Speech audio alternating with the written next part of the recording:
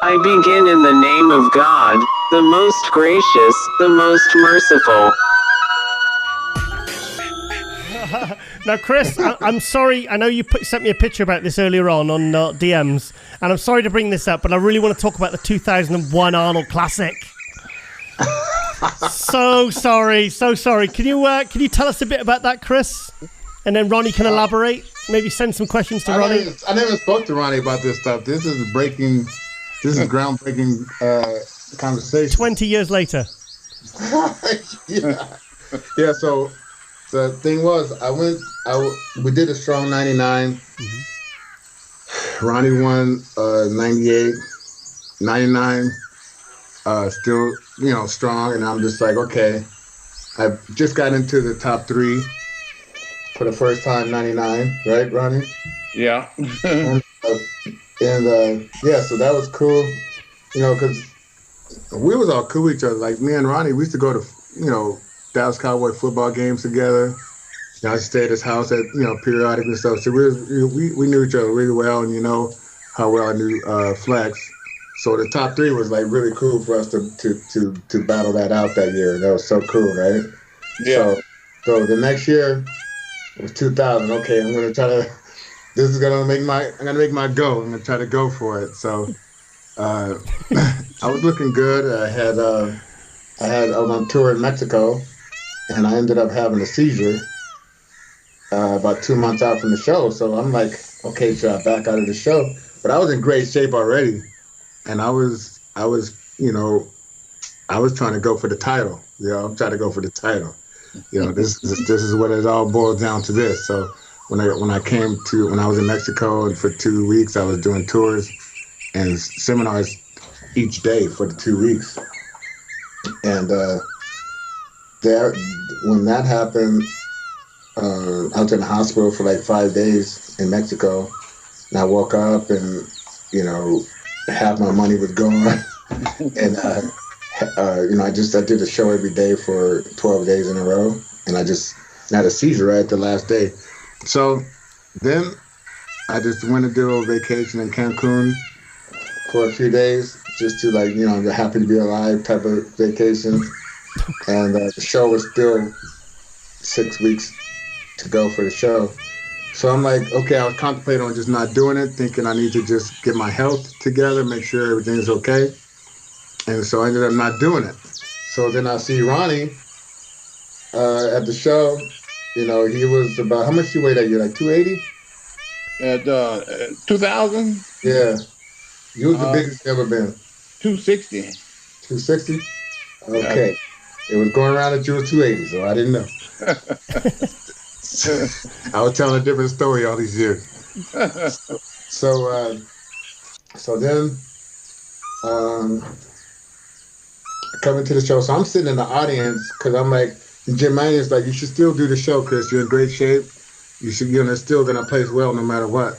And I would have been in the easily top 2 or 3 for sure. I was still in shape. I was sitting in the audience watching, and these guys are going against Ronnie. Ronnie's obviously the biggest guy at the time. And then,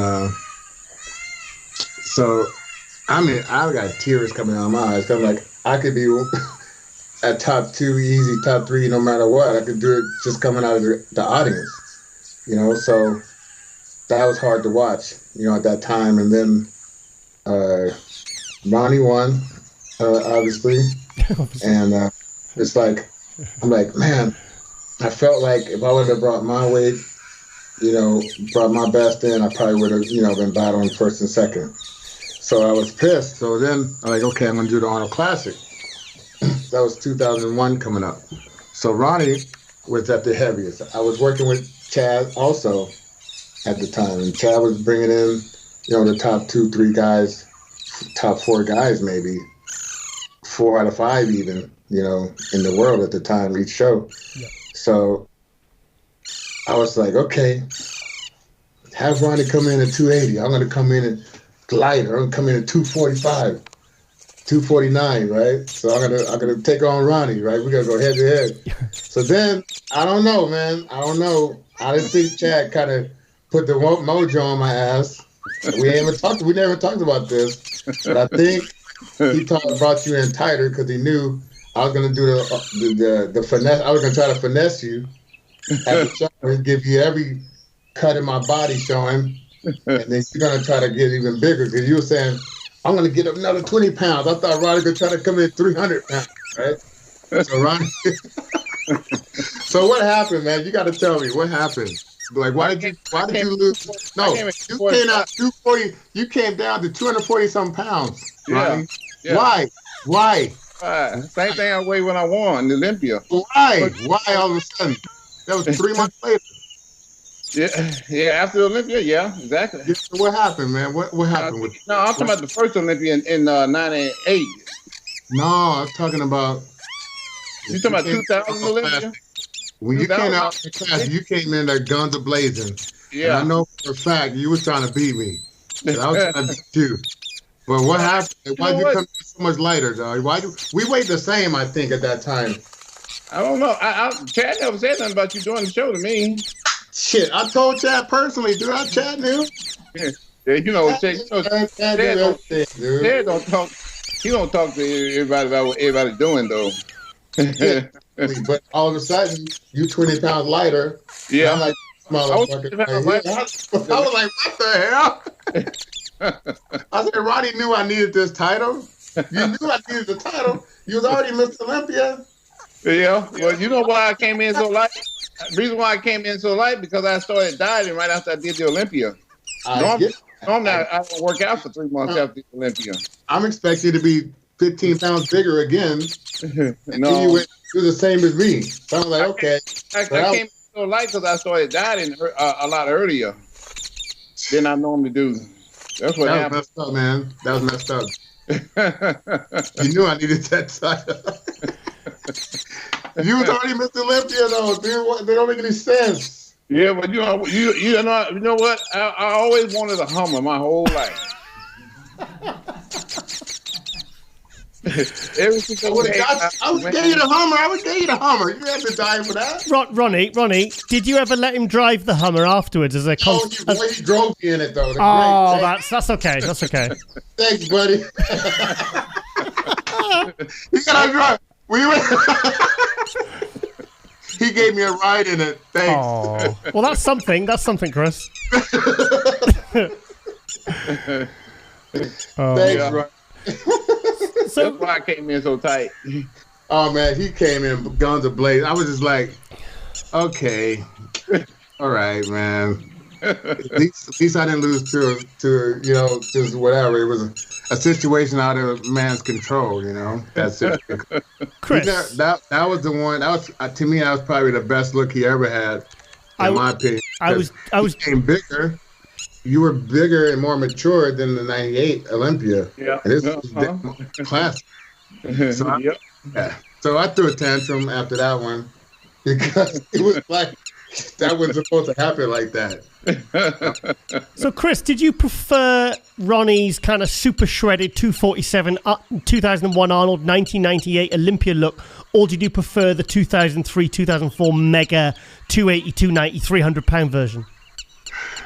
It was different. I mean, the '98 was definitely one of his best looks. But I kind of like. I gotta say that Arnold Classic, and that's. I think that was more like there's a title at stake, but the pride of being a Mr. Olympia going into Arnold Classic, you cannot afford to lose that show. So. That's when we had little battles. Kamali was in the show. He come in there with big loud mouth, and we was already some top crocodiles in the sport, and he was just a little young buck coming through. Yeah. And I remember at the show at the Arnold Classic, when they said pose down, like me and Ronnie both was coming like towards the middle. And then this guy tried to come in between us and go like this, like he was going to push us out the way. King Kamali. And then next thing you know, you see, and it's a photo. This is a photo. This is 100% accurate. Ronnie went like, boom, but down low, and I went up high towards the head. And it was like, Kamali said that was the biggest mistake of his career. Is trying to that was not going to happen that way. No, it wouldn't. no, bro. This ain't about you. Exactly. You gotta get it fine. So tell me this, Ronnie. Since we're talking, after that show, because I was used to doing the Ironmans and the Arnold Classics each year. I was doing every year. I was doing, but you wasn't doing that. No. So what happened between that show and the Olympia? Because that was probably your worst look at the Olympia, in my opinion. And then I thought I had you on the ropes, but I had you on the ropes, and then I was digging at the ribs. But then, my mind was not where it should have been. I was totally stressed out and totally not in a good place to be competing at that time in my personal life. And I had to do it though. So I felt like that was my chance to come in at my best. And, Kevin actually placed in front of me and then in between me and him, Ronnie, but I thought it could have beat Kevin in that show. But I wasn't at my best, so I couldn't. But what is the mind frame for you to come from competing there, and then what happened in that preparation, and what's on your mind? Just your mind, you won the title, but you wasn't at your best. So what was that? How was that for you mentally, winning that show, but you wasn't at your best? Well, the thing, what happened with me was, of course I wasn't at my best because I had done the Arnold Classic. I know. I was doing it every year. I understand. It's hard to do that every 6 months. Dude, people don't understand, but people say, Chris, you was partying, that's why you didn't win that's why you win the Olympia. I said, man, do you know how hard it is to do 10 shows a year? And then try to be your best at the end of the year? Like, people don't take it. Maybe that's why it competed less. But maybe I would competed less. Maybe I would have did one show a year. Maybe that would have been different. Yeah, right? Exactly. Your body only peaks. There's way more to it than that. I learned from the Olympia, your body only peaks once a year. I peaked at the Arnold Classic. And me do the Olympia, I didn't have nothing left. My body was I knew I had you in the deep end. I knew it. I have in the deep end right now. I was at the Olympia. I fainted the night before the show, and I got up Saturday morning, and I couldn't get out of bed. Damn. Like, I'm in trouble. I feel like I'm about to die. Oh, damn. I'm going to the hospital to get this show. I want to leave. You should let me know. I would have sent the ambulance to come pick you up. Sorry, that's not funny. Hey, I was calling the ambulance and saying, like, no, don't do that. Like, what's wrong with this? And he said, just grab a gallon of water and drink as much as you can. And that's what I did. I grabbed a gallon of water and I drank the whole gallon. Damn. So you know what happened when you drink a gallon of water the day of the show, the morning of the show. You hold water at the show. Yeah. That's what I did. I held water. I mean, everywhere on my whole body at that morning show. And I lost the morning show. I know it. But, they got a morning show and a night show. So in between that, I was able to go back to my room and regroup and get some of that water off me. Right. Chad gives something to get rid of water. Yeah. Some vitamin C. Yeah, we know that one. We know that. Yeah. And whatever he gave, water came off, and the night show I'd go without all that water and win the show. Right. Yeah, man. Man. I took third, man, but I was like, man, that sucked, dude. I was like, that was my shot. Yeah. I never got another shot. And that's what a lot of these young bodybuilders, they got to understand. You get a shot, you may have 2 shots, but you don't keep getting shots. You got to take full advantage of whatever chance you get to make that make it happen for yourself in this sport. Yep. Never got another shot after that. Well, I saw you chase Ronnie very hard on the 2004 British Grand Prix. That was when, because it was clear that you and Ronnie were 1 and 2. Yeah, for sure. But Ronnie was Ronnie was 300 pounds on stage with shredded glutes, so tough. Yeah, Tough luck on that one. That's the one thing, man. When we turn around, that's when that's when I was probably gonna lose, and I'd have to be well ahead before we get to that point. And, so. But yeah, it was a determinant factor. It had nothing to do with myself not being a good bodybuilder, but I mean, he was just, extraordinary, not normal. It's hard to do this sport when you got to compete more than one show a year. Yeah, for sure. And I was doing that every year. But my sponsors was asking me, if you qualify, Chris, I want you in the show. If you qualify with the show, So I was always, in the shows, and it didn't make no sense. You were in shape to do those 2 or 3 or 4 or 5 on the tour, so it always added up to, I think I did 12 shows in 1 year even. See, when you miss Olympia, you get extra privileges. You get to do things that other bodybuilders can't do. Like, you don't have to do all those shows. So that's why you ain't bring your best every single year. There was some times I went and talked to Joe, and I was like, Joe, but I'm getting ready for Olympia. I can't be doing no appearances, a couple times they had me doing guest posing like 8 weeks out from the show. I'm like, dude, I can't win the Olympia doing no guest posing, no 8 weeks out from the Olympia. He's like, oh, okay, no problem. So I didn't have that. I didn't have that luxury, man. I'm just sitting at home chilling, getting ready for the show. Damn. That's something that makes a big difference in everything. Keeping it at that look, and and plus, I was having fun when I wasn't on stage. I'm having fun. I'm competing. I'm training and stuff, but all that together, that's gonna keep you from being your absolute best, especially when I compete so many times. Exactly. Yeah, but it was cool, man. It was cool competing against you, Ronnie, man. It was, just to see you rise up from someone that was basically trying to hide themselves on stage when they was young, and then to see him coming into his own coming out with the kings, with the throne, with the king hat. That's it was a history, and I was right there, and that was my homie, and I was proud of him and happy to compete against him too. So.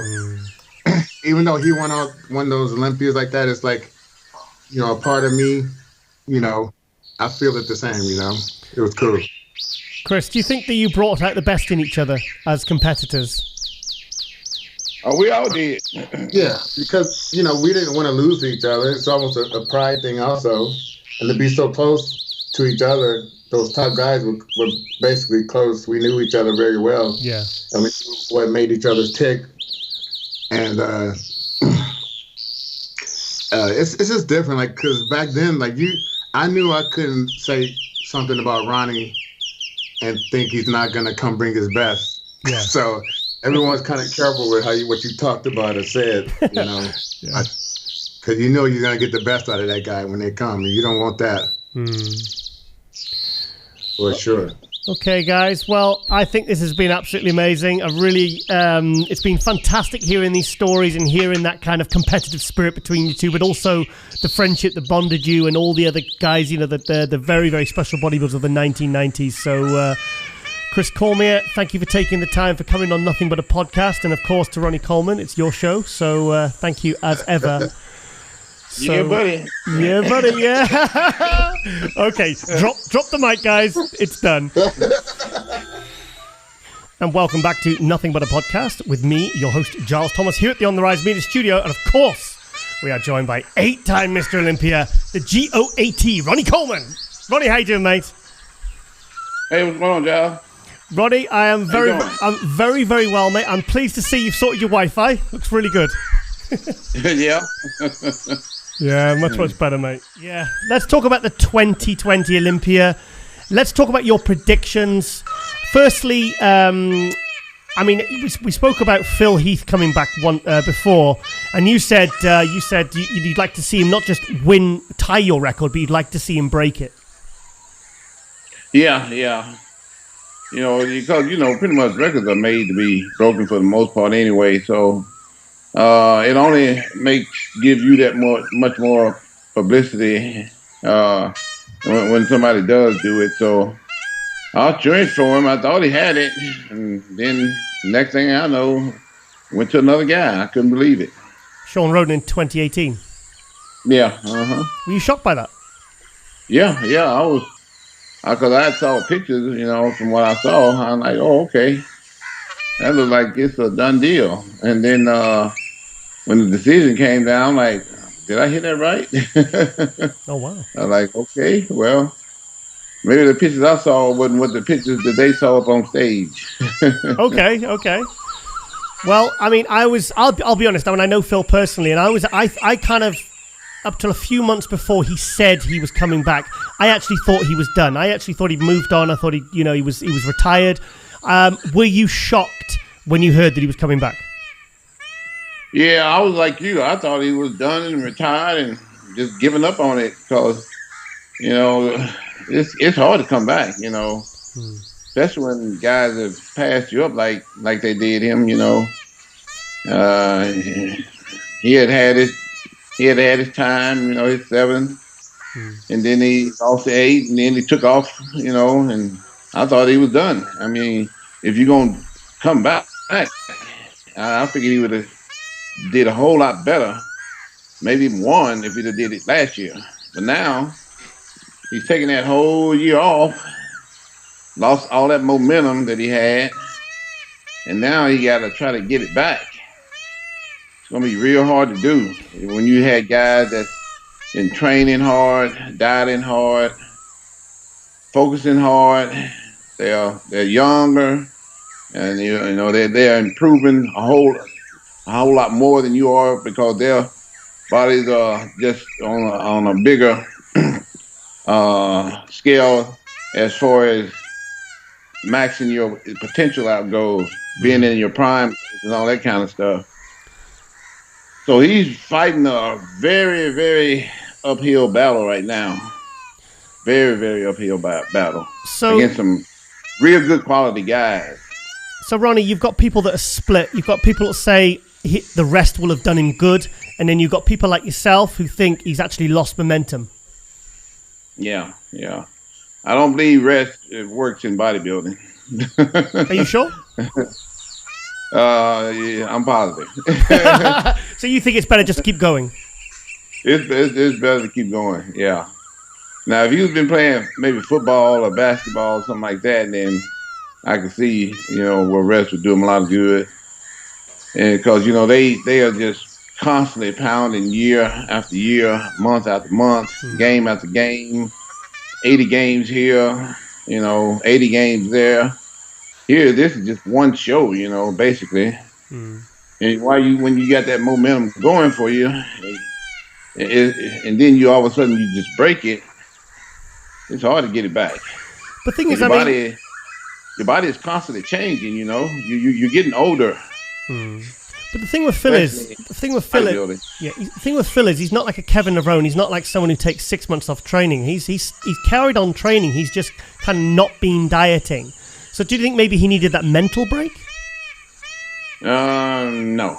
Okay. I don't think so. I really and truly don't. I don't think it does anything for you mentally. If anything, makes you a little bit lazier.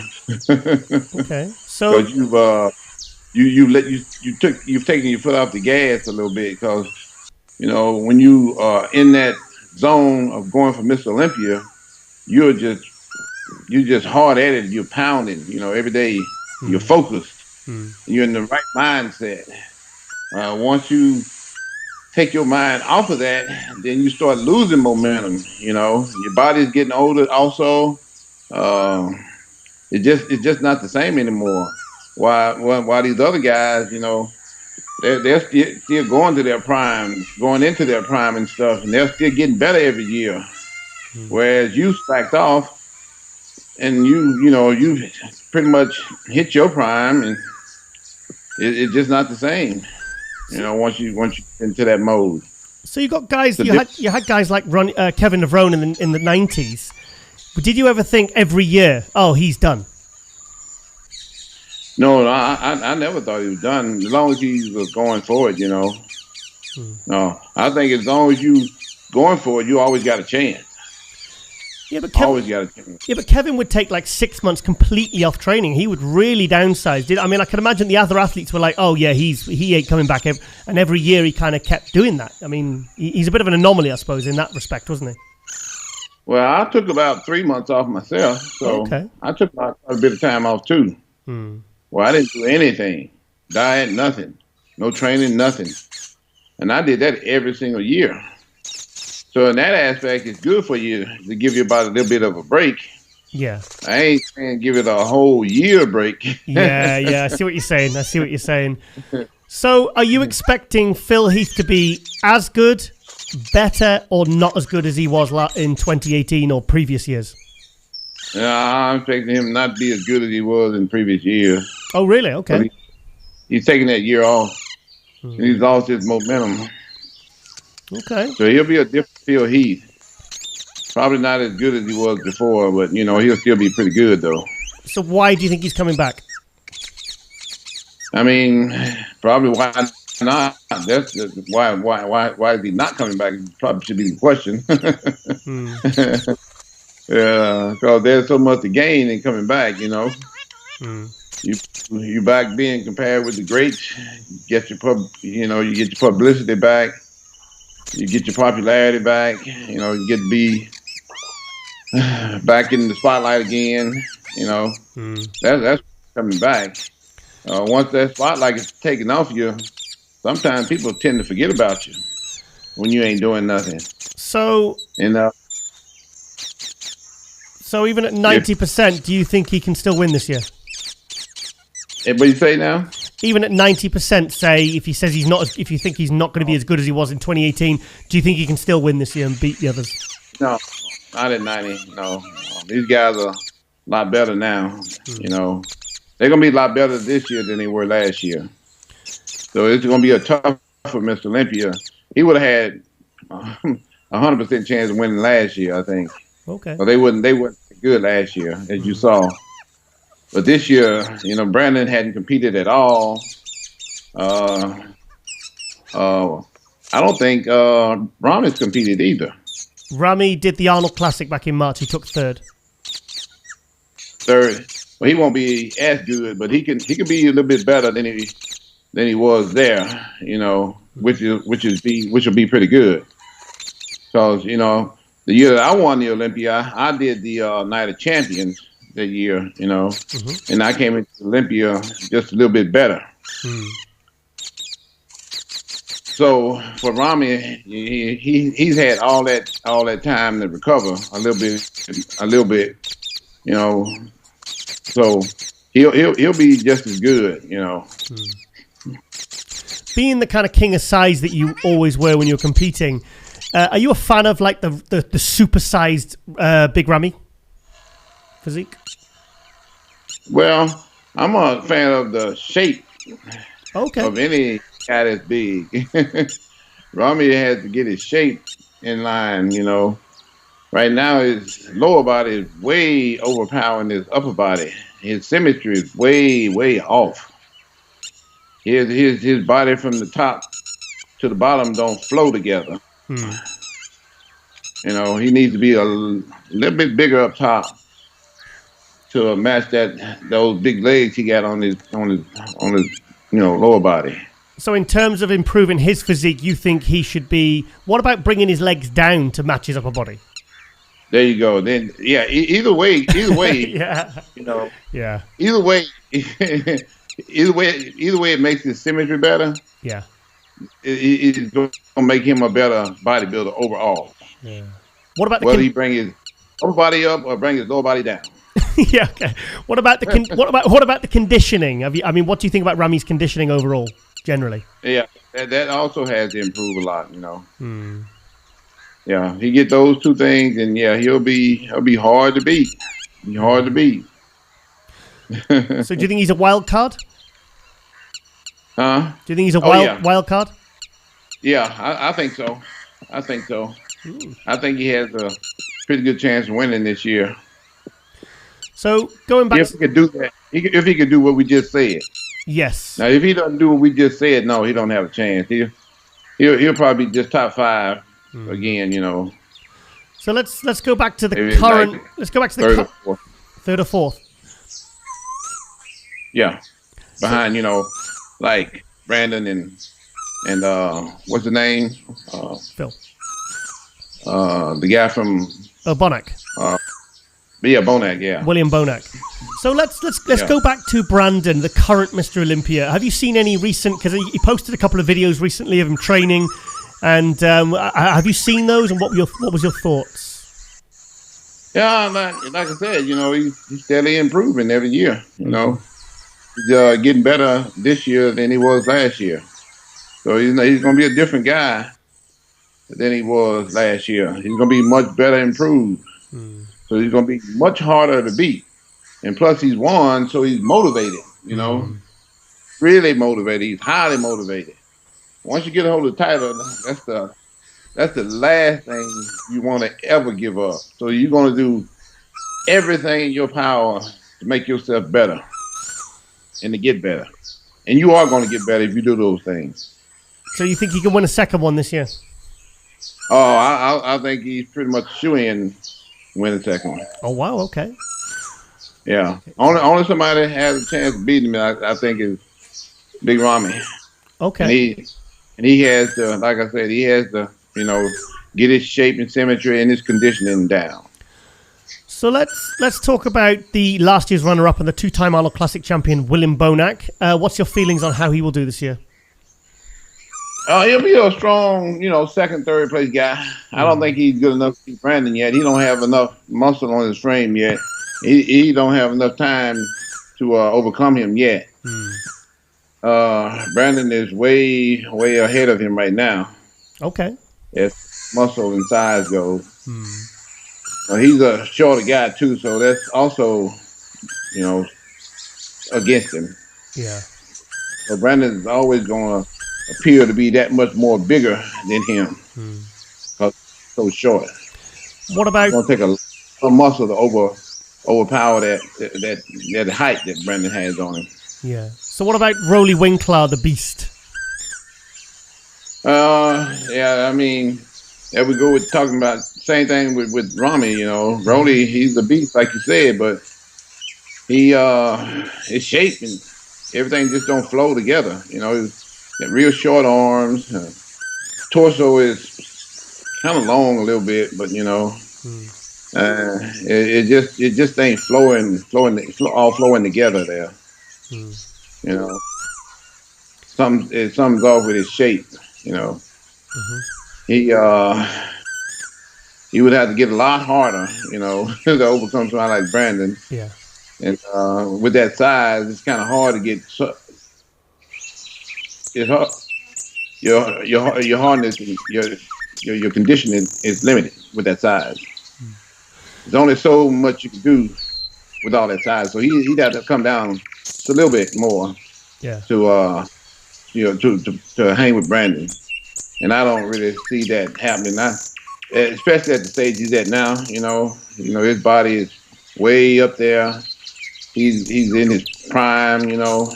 He's just gonna get, just for the most part, just bigger. As far as conditioning goes, I don't think he's gonna come down. So, Ronnie, can you believe that the guy you competed against in the 1990 Mr. Olympia, Dexter Jackson, 2008 Mr. Olympia, can you believe that this is going to be his final year in the Olympia, and how do you think he's going to do? Oh, I think he'll do pretty good. A guy like Dexter probably go another 10 years if he wanted to. I remember Al 10 years. Back he was like in his 60s, Yeah. And he was still winning shows at 60 years old. 61. Young guy. 61. Yeah. Well, when I talked to him backstage, he told me he was 61. And we had just competed in the Niagara Falls that year. Yeah. So he had won a show the year before. I don't know how old he was when he won that show, but I know he told me he was 61 backstage. So, like Dexter could probably go on and extend his career some more and win some more shows for sure Yeah. if he wanted to. But yeah, it takes a lot of motivation to continue to owning this sport for so long at a high level. Yeah. Your body starts to wear down a little bit, and then your mind starts to wear down. So it makes it that much more difficult. Well, So Dexter, he beat Ramy in back in March, and I mean, he's still looking absolutely fantastic. He was like fourth place last year. I mean, he announced recently this was going to be his last Olympia. So do you think, just say he gets, top 5, say even maybe top 3, do you think he will retire? Well, like I said, it'd be all up to him, whether he wanted to or not. I can understand him wanting to retire. I mean, you do the Olympia to win that thing, not to place in it, They ain't gonna show you just go to place. He's won it once, and got. Did he get second one year? I can't remember. He was first in 2008, 2009. He dropped to third. Jay was first. Branch was second. Yeah. He was second in 20. I've got 2015 in my head. 2014, 2015. He was second one of those years. I know Sean Roden was second one of those years as well. Yeah. Yeah. So you don't do the Olympia to get second. Yeah. You do the Olympia to win it, especially if you've already won it. It'd be real hard for me to go and win it one time, and you got all these guys that won multiple times. Here you are just one time. That just don't sit too good with me. For him to be still doing it, like I say, he did get second, which is close to first, but you go to the Olympia to win it, especially after you've won it, you don't go to just to place. So I truly understand him wanting to retire from it. Yeah. So what is your opinion on Hadi Choopan? He looks good. I don't think he can beat Brandon though, William. He just don't have the right shape, Yeah. Yeah. It's always you got to have everything when it comes to be the top dog. You got to have everything. Yeah. If you don't have everything, then you can't be top dog. So, Ronnie, I'm going to push. Everything. Ronnie, I'm going to push you now. I'm going to give you. I want to hear your exact top 6. 6th place. Who's getting it? 6. Yep. Well, let's see. Is that Chopin guy in it? Yep. Should be. I'll for right now, I'll see like Brandon. Brandon first. Maybe William. William second. Yeah. Man, this is gonna be tight between Phil and Ramy. Okay. I got them, and I'll go ahead and put Phil right there in front of Ramy. So Phil Heath third. Yeah. Big Ramy fourth. Yeah. So it's just 5th place then. Who's in 5th? Rolly in 5th, and then Hadi in 6th. Yeah. Okay, so Phil Heath in 3rd. Yeah, I think he can take 3rd. Okay, you don't think he can win it again? I don't think he can win it now. I really and truly don't. Okay. I think those guys have already passed him up. Okay, so you think the year off would have? You think he's lost momentum? I think he lost momentum. Right. For sure. I really and truly do. It's hard to keep that that momentum going. Yeah. Once you lost, I don't really think you can get it back. Yeah. Because your body is constantly changing, especially when you're getting older. Ronnie, what are your feelings on the classic class? The classic? Yeah, what's your feelings on that category generally? Yeah, I like the classic guys, It ain't my cup of tea, Of course, I'm in for the mass Man, monsters. I think that's The muscle- yeah. I think we definitely get that impression. Yeah. Of course, I wouldn't go watch a classic show. No. No. That's like I said, that's just not for me. That's another audience of people. Okay. I'm in the audience, big guys. Yeah, like the big guys like Rami, and so you're hoping Rami comes in shredded, and you hope Brandon comes back and wins it again. So okay, that's really interesting. Well, thank you for for your Olympia predictions. Did you two ever train together? Yeah, a few times. Yeah, it's Jim. Yeah. Okay, I don't know if I told this publicly, but Giles, he is Ronnie coming into my gym, and he goes, "Good, you want to train?" He said, "What are you training?" The back. I said, okay. I always want, back, back with Ronnie. So I follow your training. So he said, "What do you want to do?" T-bar rows. Okay. And I put the 2 plates, and you were like, "Hey, what's that?" I said, "What do you mean?" It's a warm up. Ronnie's warm up is 6 plates. What?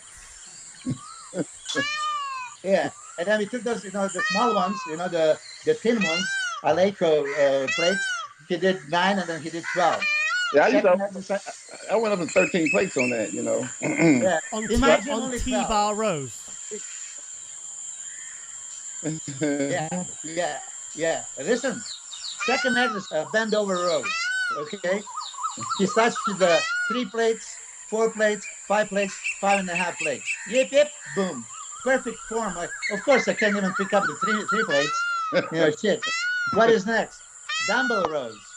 And then, you only have a 200-pound dumbbells? Yeah.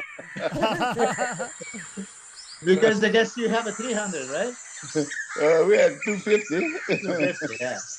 And then there was the deadlift, right? Deadlift, at the end. Let me tell you. And that was, I think, 2002. And 2002, I had that little incident, so I didn't train for a while. Next morning, Ronnie is pulling up the gym, and he's going to walk to the front door. I walked the back door, and I ran away because I wasn't ready for him. But yeah, we did train. We did train the legs, later on, and that was wonderful. And that's when you were at the hardest. But Ronnie, okay, another thing, I don't know if you remember. Somebody in my gym asked you how much you can bench with 100 kilos. Remember that? Yeah, because I don't know. There was one thing is the powerlifting, how much you can do, just how much you can bench. Yeah. And how much can you do with 225? Yeah. I don't know. And you lay down and you did 88 reps. 88 reps. Oh, 88 reps with 100 kilos. I did 72 in a contest one time back in 96 with Jimmy the Iron Bull. That was in 1996. I remember. Because he told me he could do like 50 or something, and I'm like, oh man, I got to work on this. So I went and worked on it, and by the time I finished working on it, I got to like 72. So, years later, I'm going to probably do a whole lot more than 72. You did it. You did 88 in my gym. I wish, nowadays everybody has the cameras and all this shit. I didn't tape it. But that one video of me and you training back, it's somewhere on the tape because Milamar taped it, but I can't find it. Maybe one day it surfaces. I would love people to see it. Yeah, we had a good workout that day. I remember that. I had a nightmare of my life. So what was so different about the way Ronnie trained, Milos? Well, listen, that's inhumane power. Really. I mean, you pick up the weight, right? And it's like he made everything look easy. Yeah, I mean, you saw him squatting this, what was it, 8 plates? Yeah. 870 pounds, right? And you, like you said, you did two reps, but you could see there was another 3, 4 left in you. Yeah. That's what I was upset about. Yeah, this is kind of power that he has. I mean, listen, he was playing with these 200-pound dumbbells like nothing. Okay? Yeah. Yeah, so that it is. But okay, Ronnie, because a lot of people even ask me now, what do you think? Would Ronnie change anything now, knowing that you know what you know now? Would you train differently? I train heavier. You would train even heavier. I would have got at least 3 or 4 more reps at 800. Yeah, I know, but in general, because okay, here I'll put you on the spot. You said that 1998 version of Ronnie would be 2003. Yeah. Okay, that means that that quality and size that you already have was way sufficient, right? And I mean, going every time you pick up this 800 pounds, 200-pound dumbbells, it's a goddamn risk. Yeah, but it was still light though. I love Milos likes that. All that stuff was light to me, Milos. I believe it. That's why I did it. I wasn't doing it. I wasn't doing it to get bigger and stuff like that. I was doing it because it was light. Yeah. But okay, so you see, Dexter Jackson, right? He's kind of saved himself. Right? I wouldn't want to do that. Well, yeah, I wouldn't want to do that. That's for for people that just say themselves to do. He's just he's not a top in the world. He's just another guy. Yeah. Well, you compete to be the best all around. Better than everybody. I'd rather be the best and better than everybody than to compete for 40 years and just be average. Okay, but Dexter wasn't average. Come on, Dexter was a special kind. Yeah, but you already. I mean, this is what I said. I'm talking about winning many Olympias. How many times did he win the Olympia? He only won one. Yeah, one. Yeah. I know, but average. Yeah. I agree. I mean, listen, what you accomplished, only Lee Haney accomplished, nobody else. And but by all means, we all love you, respect you, and for all of us, you are the greatest of all time. By all means, and you brought the next level. But focus on this. You still said that 98 version was your best one. Yeah. So looking from my perspective, I would probably not push it so much for the size. Yeah, it's a heavy weight. You make it harder by doing it differently, safer, slower, squeeze more, whatever, right? I mean, look, it's a very touchy subject because now you have 13 surgeries or 14, right? Yeah. So when you look back like this, you have to maybe prevent this one if I just didn't push it that hard. No. See, people don't understand. I hurt my back in high school and college. I didn't hurt it getting ready for the Olympias. They think I hurt it getting ready for shows, but I didn't. Yeah, but you see, I didn't see any injury on your lats until maybe 2004. When was? I don't remember you injuring it though. No, but there was a Olympia when your lats just wouldn't pop like normally, and the one side was different. Yeah, it's probably something that caught up with me over time. Yeah. You injured yourself way long time ago, and you continue training that injured body part. It's going to eventually give out on you. Yeah, for sure. Especially when you do the 12 plates and 3 bar rows. Yeah, exactly. So, like I said, you foresee the future, Yeah. Go ahead, Zaz. Milos, who do you think came the closest to Ronnie in terms of who he competed against? Who do you think challenged him the most? Kevin and Flex, of course. I mean, I've seen Kevin beat Ronnie a few times back in the day. And, listen, you guys have only perspective from the audience. I travel with them. Yeah. I'm in a locker room with them, backstage with them, on the stage. So you can see a little bit more, and then you can see all the footage and pictures. Kevin was phenomenal, and until 97, it was tough for Ronnie to beat him. I mean, He could have go either way. But you see, when in the IBB, once you establish yourself as a front runner, it's hard to be knocked off. Like I said, Ronnie's physique was there already, 95, 96 especially.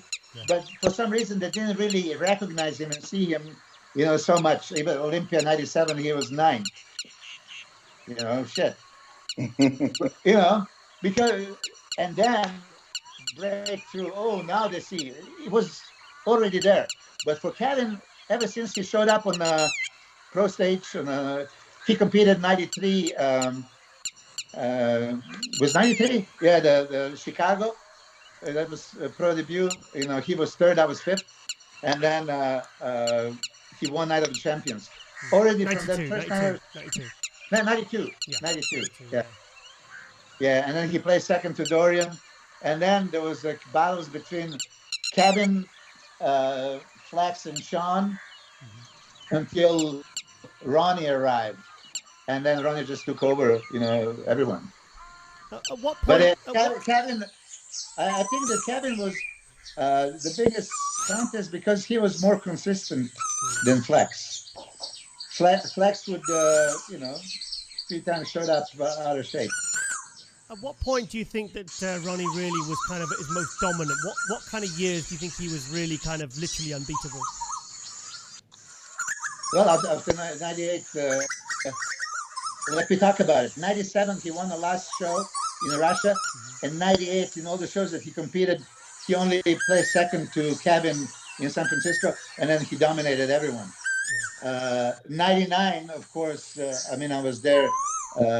Lineup is Ronnie, Flex, Kevin, Dexter, Marcus, Nasser, right? For me, 99 version of Ronnie was phenomenal.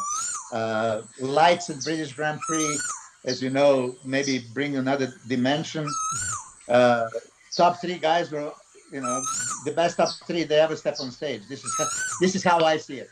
99, top 3 were the 3 best bodybuilders at the same time on the stage ever. My opinion. Even Flex? What do you think, Ronnie?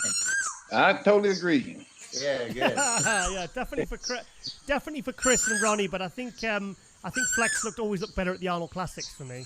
He never really nailed it at the Olympics, but he looked spectacular at the 93, 97, 98, 2000 Arnold Classic.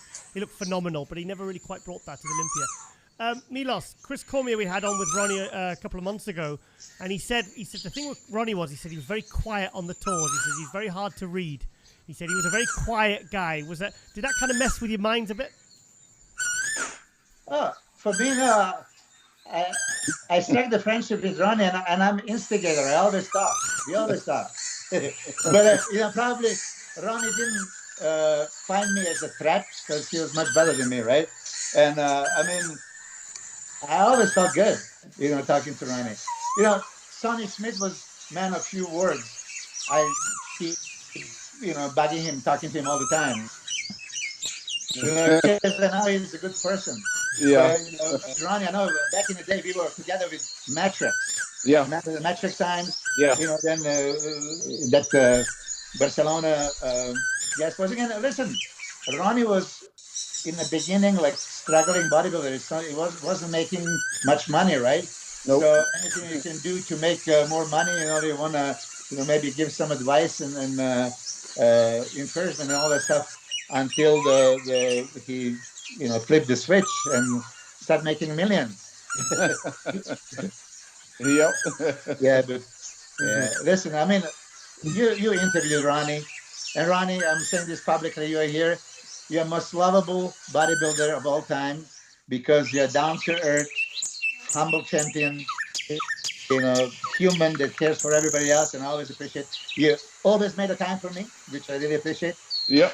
Anytime, listen, I call him from China. Say, Ronnie, can you give a little bit of a boost to my Chinese bodybuilder and say something? And he sends him a message.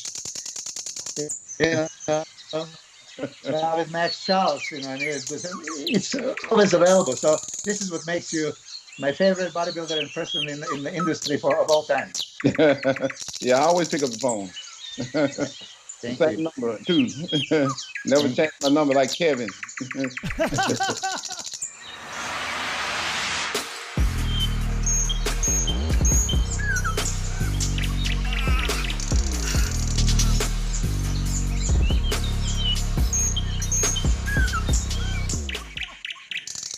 Hey, Ronnie, Milos said a few weeks ago, he said he would not turn up to his wedding to come on the show with you.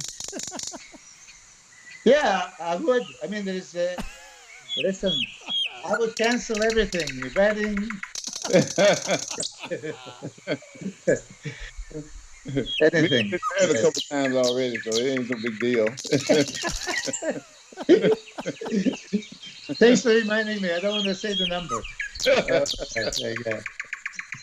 Yeah, you lose count after two.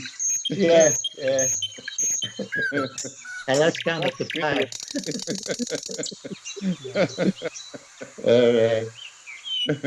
So, what was your favourite kind of story travelling together then, Milos? Traveling together. I mean, now I'm gonna put the Ronnie on the spot again. First time we were in Hong Kong, and you remember there was Bolo Young, and he took us to this restaurant. Yeah, and it was just like a Bruce Lee movie with gong, and then like 15 people come in and bring all kinds of food, but there was we couldn't recognize what is what, so we just keep eating. And Ronnie, you and Akil Gurley were eating something, right? Yeah. Did you think there was a chicken? Yep, exactly. But it was a rat. Oh. I mean, so I remember that one very well. Yeah. Other than that, I mean, listen, because we were with the Matrix, we did so many of those appearances, the photo shoots. Yeah. How long did you stay with Matrix? 5, 6 years. 5, 6, yeah. Okay, then probably even longer than me. Yeah. Did you have your 94 to 99? Did you have your bonuses scheduled in your contract? Yeah. I did. I think this is what I advise you, no? Yeah. Because you see, you get a certain amount of money like this, but then you compete and you get the prize money match, and then every time you showed up with the Matrix logo, they gave you extra, so you do the thousands of photo shoots, and now you have like 10 pictures for chest. Yeah. These kind of things. Yeah, I was actually making a double the money from a contract from my bonuses. Yeah, exactly. Is that why you both competed so many times? Yeah. Among other things, yeah. Yeah. Trying to make as much money as we could. Yeah, of course, yeah. Listen, this is how I look at it. I'm a pro bodybuilder since 91, and there is a contest. It's a work day, right? It's not like Monday I'm going to show up, Tuesday I'll take off, and Friday I'm not going to, It's an IBB contest. I can compete. I'm going to compete. Yeah. Every show is the opportunity to make money, to make connections, to make, new friends, to make possibilities for guest appearances, right? And really, it's a history. I mean, I had 72 pro shows. I don't know how many, Ronnie, you had. I had no idea. Yeah. I will check that too, though. How many pro victories you had? I had 26. Yeah. How many you? No, I had a lot. One. One. Yeah, I had a. Yeah, thanks to you. Yeah, because you beat me a few times than I could. But I said I'm a IBB Pro champion with the worst record ever because I only have one victory out of 72 tries. Yeah. No, but, okay, let me tell you, because I never heard you say anything about Dorian. So when he competed in '93, did he influence you in any way? Because now you've seen this monster on the stage. You know what? I didn't even see that show in '93 because I didn't qualify that year. That's the only year I didn't qualify. Yeah, you didn't. So I missed that one. Yeah, but I thought that you would see the pictures and everything else. Yeah. No, I probably saw the pictures later.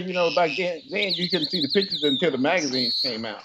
Yeah. I thought when the magazine came out, and I thought, I didn't think nothing of it.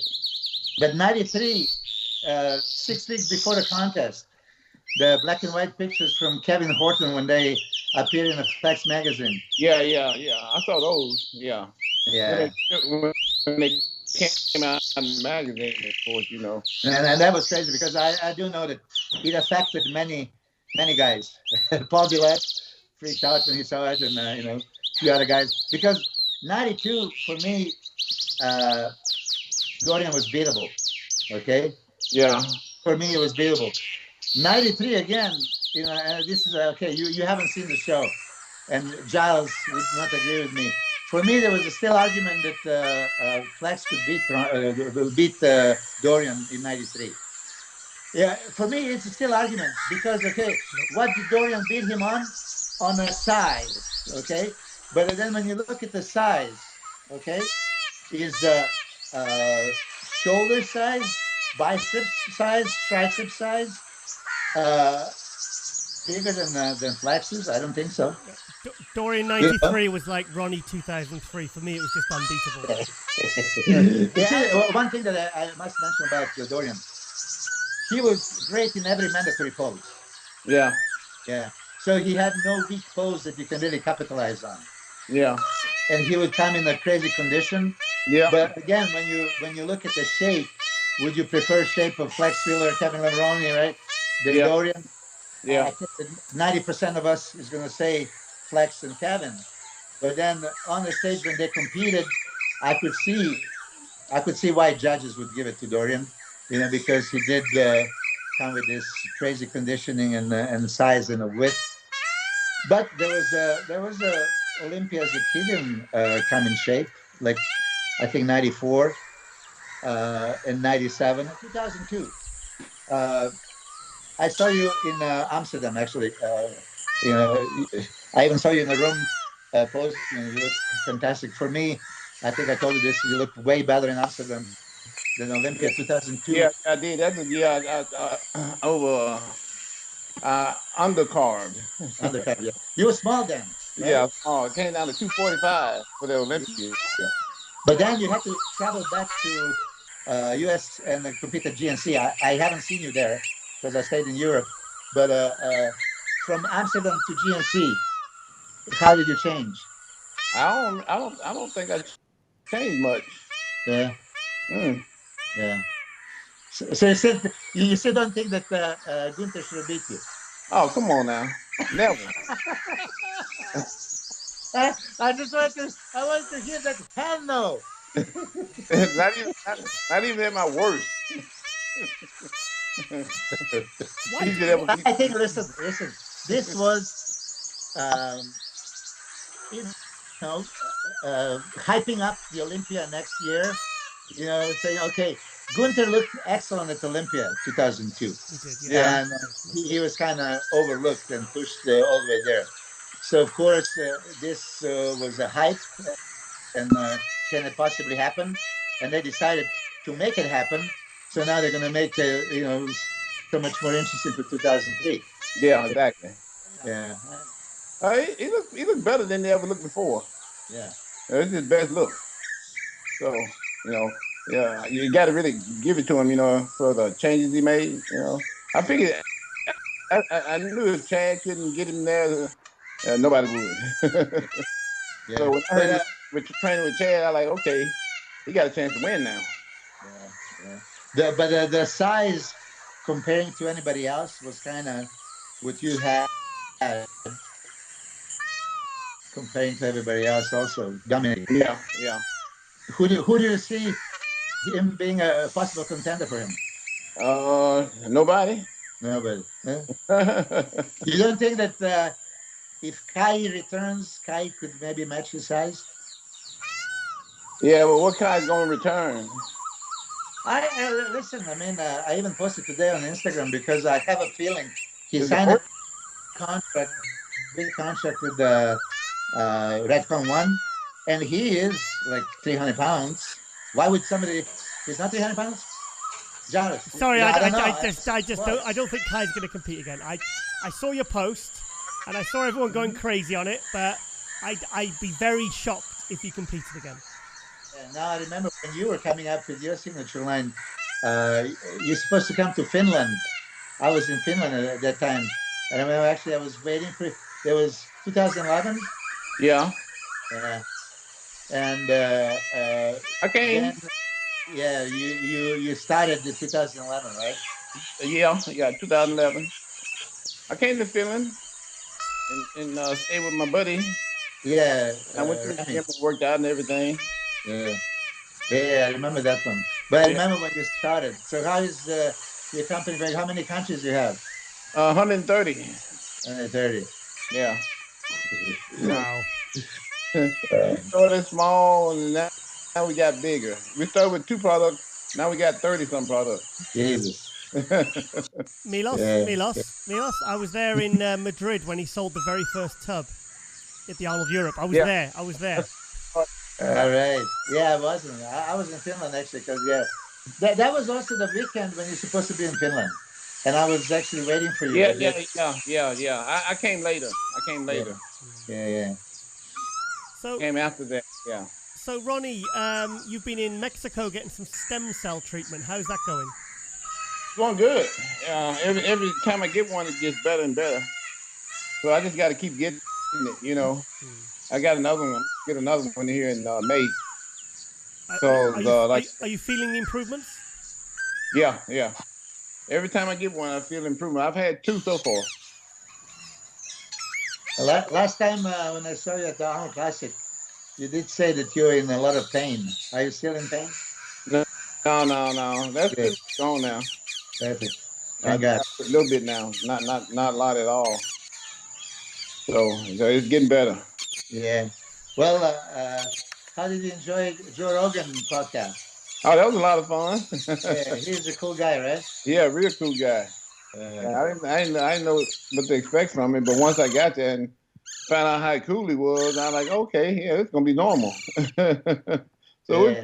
it ended up being just a normal thing, but that I had a lot of fun with. So yeah, I enjoyed that pretty much a whole lot.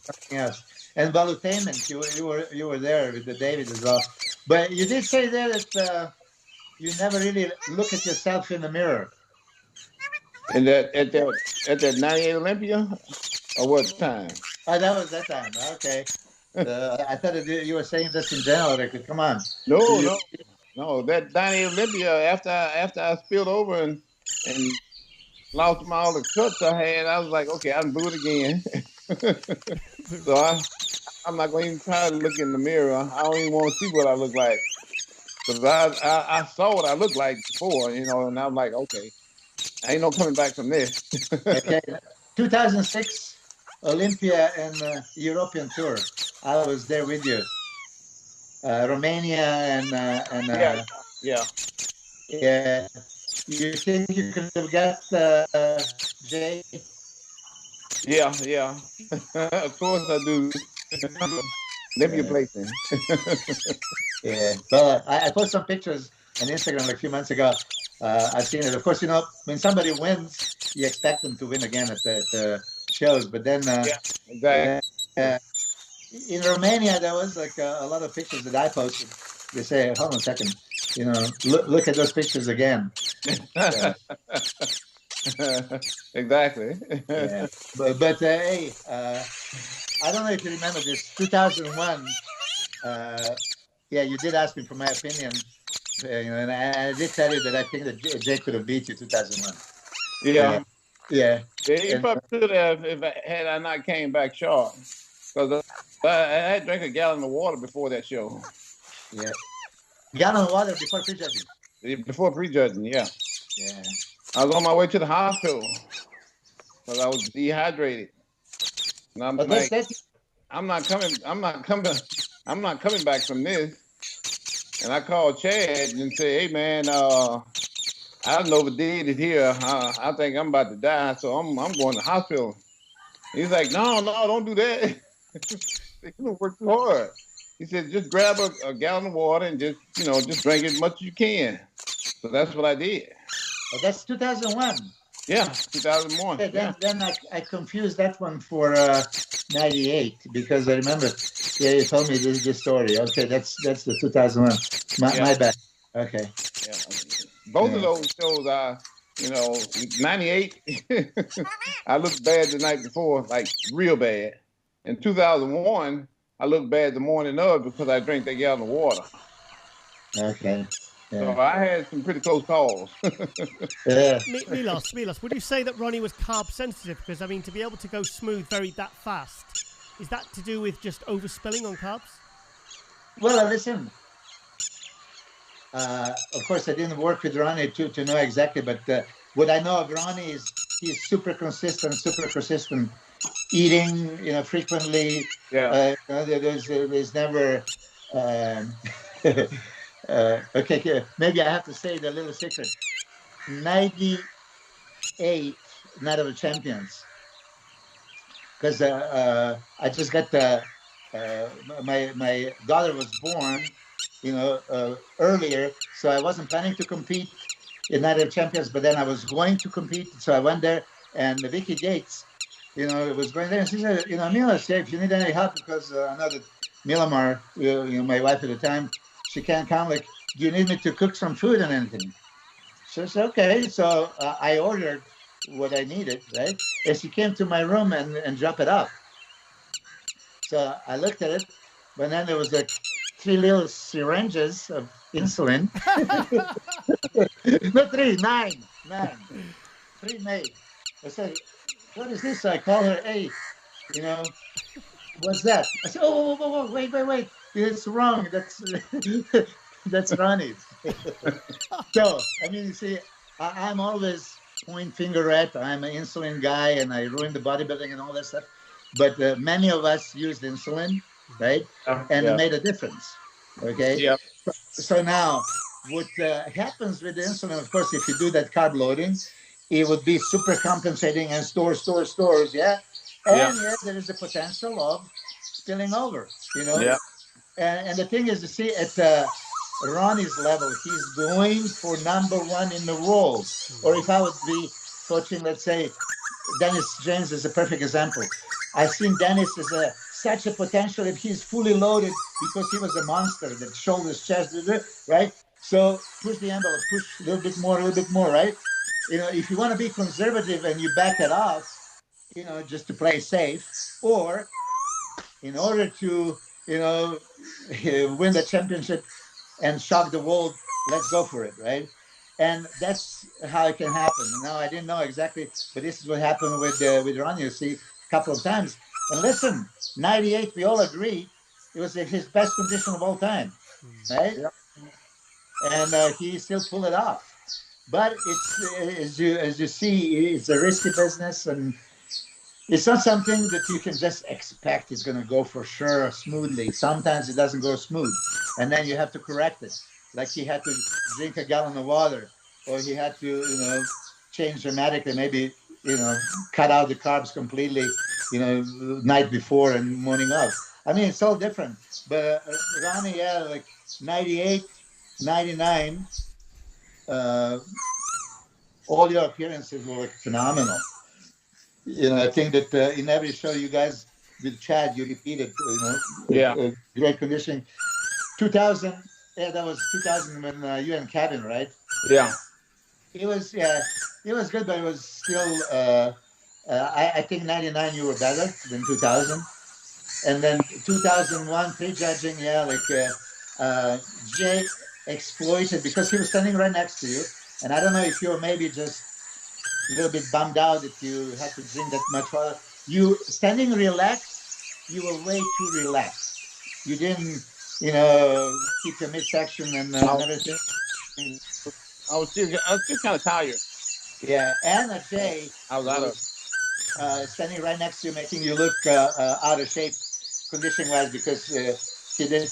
Another thing that I never told you, I see your legs separated, sometimes super deep, but many times when you hit the poses, you don't make them as separated as you could. Like you in an ab shot, you always make them crazy, but in some of the other shots, I've seen many times they say, "Oh, if you just positioned it a little bit differently." Yeah. That was one thing. Second thing, front lat press. You seem like you always squeeze your traps. Did you notice that? No. Yeah. Check some picture. I mean, because of your crazy back, your lats was still, wide as like a jumbo jet, regardless. But many people actually tell me the same thing. They've seen, particulars in that pose. Yeah, but it's always gonna be something, Can't be 100% on everything. Well, you won 8 Olympias and 26 IBP Pro shows, so you must be doing something right. Exactly. Guys, this has been absolutely amazing. I'm so glad I managed to reconnect you two, and it's been really fantastic hearing all these stories. Milos, I really appreciate you taking the time. Ronnie, thank you as always. Obviously, it's your show, and also Ronnie, got some of your clothing here for the Yeah Buddy. That's the girl's top. So we got some cool stuff here. So your clothing range is going well. Yeah, going pretty good. Good. Oh, you have a clothing? Yeah. That's it. I've got an extra large here for you, Milos. Address. What do you mean? Oh, there you go. If you need my home address, I'll send you afterwards. I am double X. Okay. Yeah. Okay then, guys. All right, guys. See you. Okay, thank you, Milos, and thank you, Ronnie, and I'll speak to you very soon. Okay, have a good one. Thanks, Milo. Okay, thank you, Ronnie. I have a good one. Say it, Ronnie. Say it. Yeah, buddy. And welcome to Nothing But a Podcast with me, your host, Giles Thomas, here at the On Rise Media Studio. And we're joined, of course, by 8-time Mr. Olympia Ronnie Coleman. But we have a very special guest for this episode of Nothing But a Podcast, Jay Cutler, 4-time Mr. Olympia. Jay, thank you so much for joining us. Yes, what's going on, guys? Good to be back on and see you guys. Ronnie, are we making history here? Have we ever had you two together on a podcast before? No, nope, never. So this is the first time. Yep, this first time. Jay, why has this never happened before? Tell us. Ronnie never invited me, man. Yeah, and Jay never invited me either. Well, here we are. Lot of history between myself and Ron, and although things didn't always go exactly the way that I thought they would, it was a huge impact on the bodybuilding community when we were battling it out there for 10 years. So you turned pro before Ronnie. Sorry. No, I'm talking. No, completely the other way around. Sorry. So, I mean, the first Olympia you did together was 99, but that wasn't the first time you competed against each other, was it? Yeah, it was the first time. No, 98 Night of Champions was my first pro show, and Ronnie won that contest. 1998. Yep. So I finished 11th at that show, and that's when Ronnie kind of started on his victory string of victories. He won the Night of Champions and then went to that Olympia in Madison Square Garden at the end of 98 and won his first. And he beat out the fights of all the guys that have been beaten those years prior. But that was my first time standing on stage with Ronnie before he became Mr. Olympia. Yeah. Yep. And then the 99 Olympia, that was when you kind of... the 2000 Olympia, that's when you really started. You went up from 13th to 8th, and you really started to hit your stride, wasn't it, Jay? Yeah. You know what was kind of unique? I won the United Champions in 2000. That was my first victory. And I qualified for the Olympia. I placed 8th that year, and very fortunately... we were able to go on tour after that Olympia, and it was limited to Ronnie and myself. Were really the only top 10 placing guys that competed in that. So I was able to finish second to him, and that's when I really got a chance to stand next to Ronnie. And then, of course, took the whole year off. And then 2001, it started the string of second places to Ronnie until, eventually I won in 06. So, I mean, most people think, those fans think that the first time that you really kind of were neck and neck was at the 2001 Olympia, but it wasn't, was it? It was in Manchester at the 2000 British Grand Prix. It was this one. Is that what you had that ready, Giles? Huh? Yeah. No, I had this. I took this in 2000 in Manchester. And I remember because Kerry Kay said to me, so Giles, he says, Jay's took a big step up. He's dropped 14 pounds from the Olympia. That's what he said, and he said he looks sensational. I think he's gonna play second to Ronnie. Yeah, well, I didn't have as much competition as the years past, and that was a big honor for me. Ronnie, I don't know if you remember, but you called me when I won the Night of Champions. It was Night of Champions, New York Pro now. And Ronnie told me after prejudging I won, which was a big relief for me. And back then we weren't sure who won really till the show was decided at night. So after the morning prejudging, Ronnie called me and said, "Congratulations." So for me to get a call from Mr. Olympia that, hey, you won this show, it was a huge honor for me. So Ronnie was my idol, and you always say you want to compete against your idols and beat your idols, but it was a long road for me, and built a lot of history in this business. I remember that show. You remember? Yeah. You called me. Yeah, I remember calling you. Yeah. So what you basically said, you've won it, Jay. Yeah, he told me I won it, and I didn't imagine a year later I'd be standing on 1-2 position with him at the Olympia, because he was getting on a roll then. There were a lot of guys ahead of me at that point. When I won the Night of Champions, I beat a guy like Paul Dillette, who was another guy that I thought was out of my league at certain times, and that's when I started to move up. And of course, Ronnie never looked back at any of those guys. He never really was threatened too much. So he was kind of in a class of his own. I think he's probably the most influential Mr. Olympia winner by, pretty much clear victories of any of the champions, especially with a reign of 8. So, Ronnie, when did you, was it obviously the 2001 Olympia, was it when you were both called out in the first call-out that you realised that Jay had really kind of took a step up in his size and conditioning? Yeah, well, it's kind of hard to see what's really going on with other guys while you get there on stage, because you're so focused on what you're doing. There's so much going on in your mind about, hitting the right pose and doing the right thing, and there's just so much you got to focus on. You really don't pay attention to nobody else. I'm quite sure it's the same thing for Jay too, because there's a lot going on in your mind when you're up there on stage, about what you're doing and how you're doing it, and are you doing this right? Are you doing that right? Are you hitting this pose right? Hitting that pose right? You're so focused on that you don't really think about competition. Plus, you weren't feeling too good on that day at the 2001 Olympia at the prejudging, were you? No. Boy, by the time I got to the stage, I was okay. Okay. I woke up that morning, I was dying. At least I thought I was anyway. And then Chad told you to drink some water, didn't he? Yeah, I was on my way to the hospital, and he told me to drink some water, and I drank a gallon, and then I felt a lot better. So after I drank a gallon of water, of course, I felt, a lot better.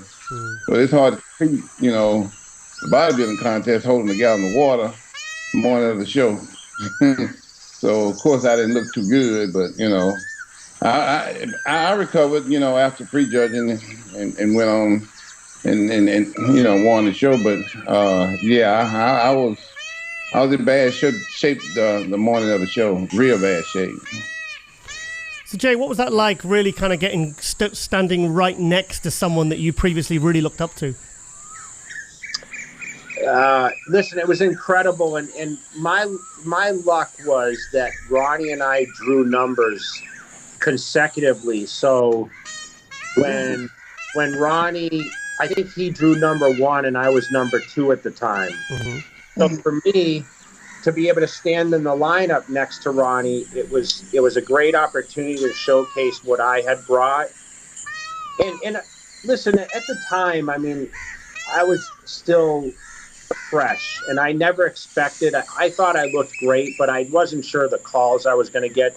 You don't think you're going to move from 8th to winning the contest or even being in contention when you have so much respect for the other athletes there that have been there years prior. So when I leapfrogged all those guys and they brought me and Ronnie out for the final call and prejudging the top 2, you know, I was like really, really fired up. And at that point, my confidence was all-time high, where I thought, okay, I have a great shot here because the crowd response was there. And that's when it was in Mandalay Bay, and I think Ronnie would agree. Those were the greatest memories because, you know, to have the Olympia in – I didn't compete in Madison Square Garden the first year, but Olympia moved to Vegas in '99, and I competed in the first one and then was in the second one by 2001. It was our third Olympia in Las Vegas, and, you know, he was already a 3-time winner. 98, 99, 2000. Yeah, he was already going into his 4th win. So it was an honor to be there. So the whole scene was just incredible, and to stand next to the best bodybuilder in the world. At the time, we didn't realize how important his reign would be, you know, tying the record with Haney. But you know, it was an incredible night. So what shots do you feel, because I was at that Olympia, the 2001, and I think some of the front shots, you know, because Ronnie was holding a bit of water at the pre-judging, I think you had a couple of front shots, but then obviously at the back shots, Ronnie, you know, clearly took them. What was your thoughts on how evenly matched you were at that show? Yeah, I think, you know, listen, Ronnie was bigger. There's no question. He was definitely more matured, and I mean, he was Mr. Olympia. So, you know, I just had a lot of detail that I hadn't had before.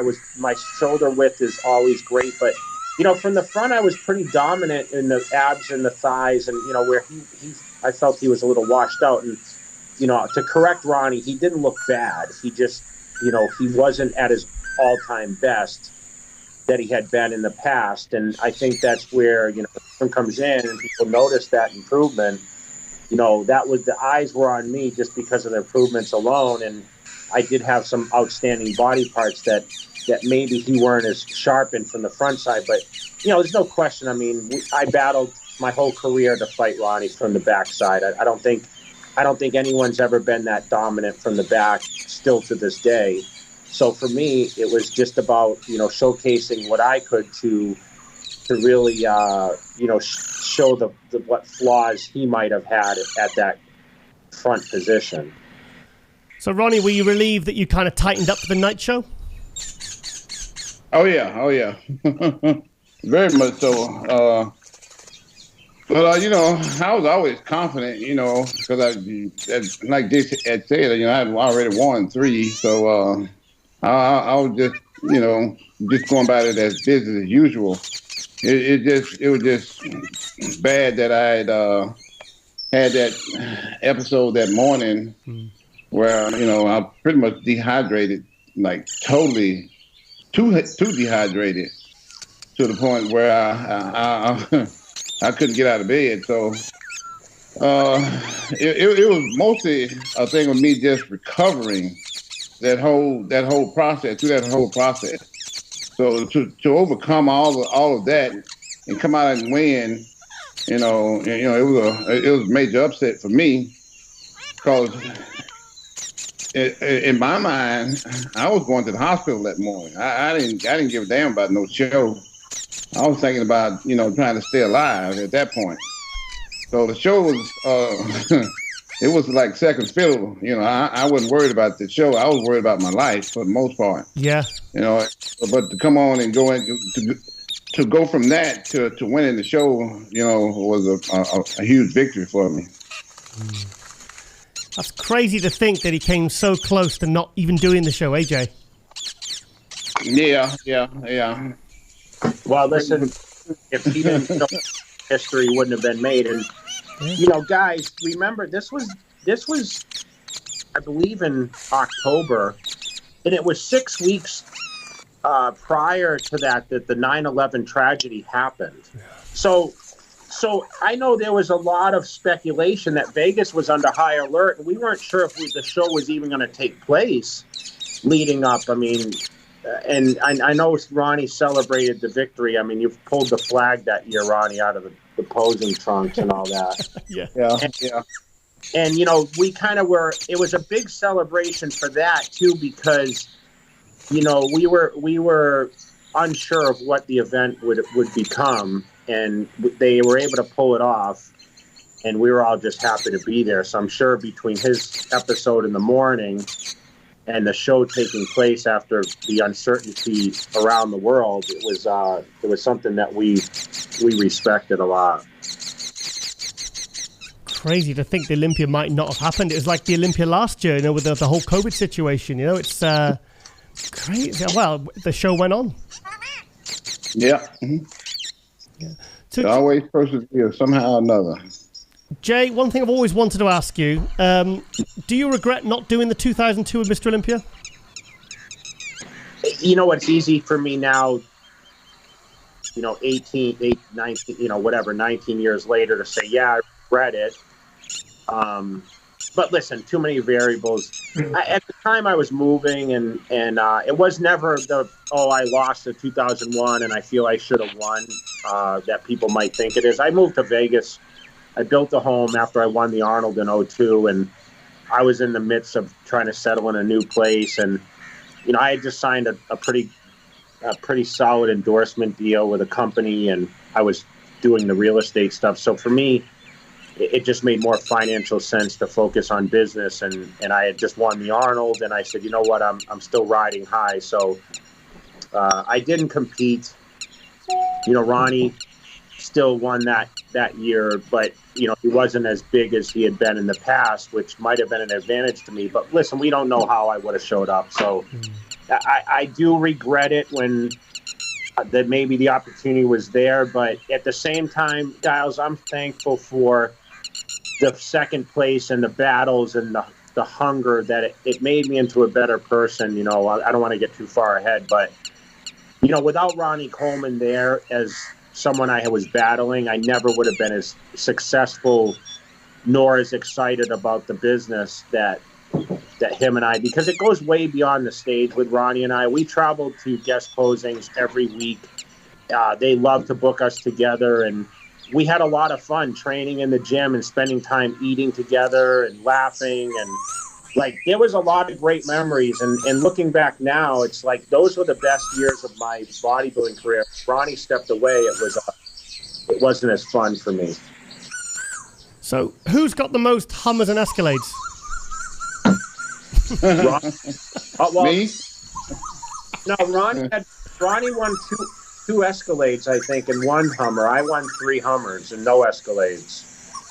Yeah. How many did you win, Ron? Escalades? 2? 2. Yeah, but he won the 8th one. He got the granddaddy Hummer, man. He got the big one, you know? The big yellow one. I got yeah. The big bad one.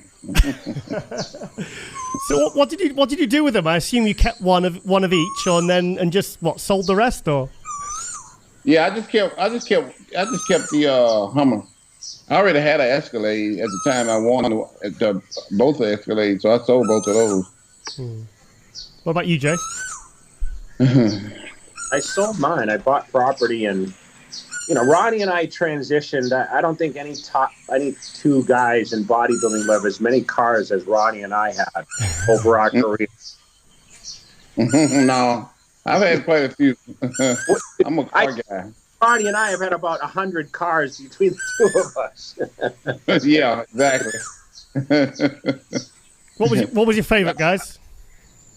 My favorite's been the Rolls Royce, I guess. I still got mine.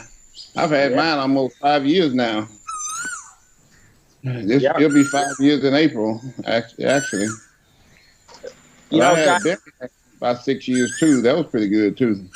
You don't get better than those English cars, Giles. You know what I'm saying? There you go. There you go. There you go.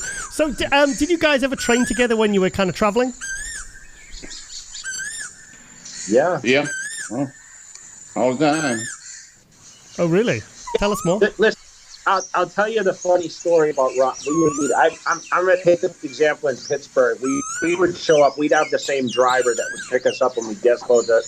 It's usually at like one of our last guest postings of the year for Jim Mannion, and and I'd get there sometimes like before Ronnie, and here comes Ronnie off the plane, and this guy's in tights, ready to go to the gym. And when the driver sees him now, and Ronnie's got veins popping through his tights walking through the airport, and Ronnie's first thing is he's always like, okay, we're gonna go hit the gym. Like he was ready to train as soon as we landed. Ronnie's like, okay, let's go train. And I'm like, damn, I just flew all the way from Vegas, and but he was always ready. This guy, he would be in the gym. It didn't matter what time. I remember there were times close to midnight. Ronnie's in the back corner of the gym. And Ronnie, I think you always did legs on Friday, and he'd be squatting 650 pounds in the corner. No matter where we were, no matter what time it was, wow. Ronnie would all those plates on there and killing legs every single time on those Fridays. Yep. So that's where it always goes. Jay, did you ever do the late night training sessions with Ronnie? Because I've trained with Ronnie and he was still going at 1 a.m.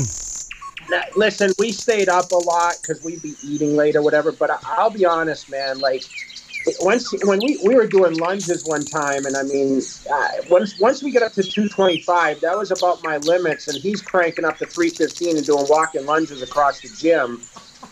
It was easy for him, man. He just there's never going to be a Mr. Olympia that loved to train as much as Ronnie Coleman. I can promise you that. That's one thing I can say about him. He truly loved the training aspect.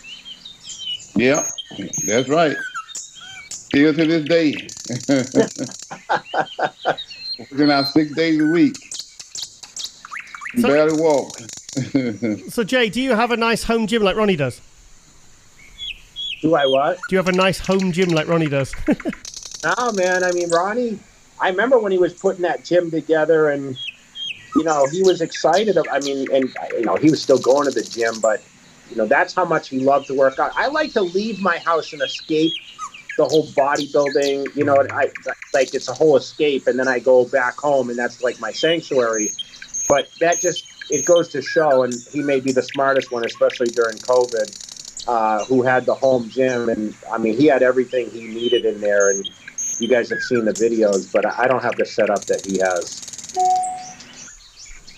So what about the difference in training styles when you train together? Would one concede or just say, okay, well, I'll do what you want to do, or what was it like training together?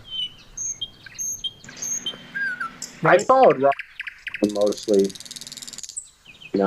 He was pretty. The amazing thing about Ronnie's training, and Ronnie, you can attest to this. We do chest on Saturdays. It's funny because we traveled a lot of weekends together. So Fridays would Saturday was chest, and Ronnie's chest routine was the craziest thing I ever saw because, like he did flat bench, incline or decline bench, and that was it.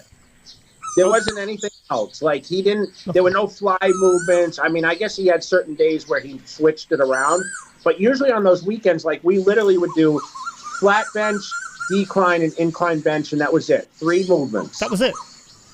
And I was doing a lot more volume, but I followed his routine, and I wasn't honestly a big bench presser.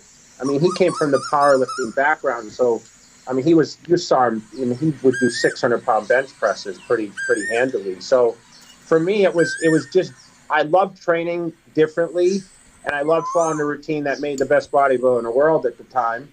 But it seemed very basic to me. But he trained each body part twice a week, where I would only do one body part each time, each week.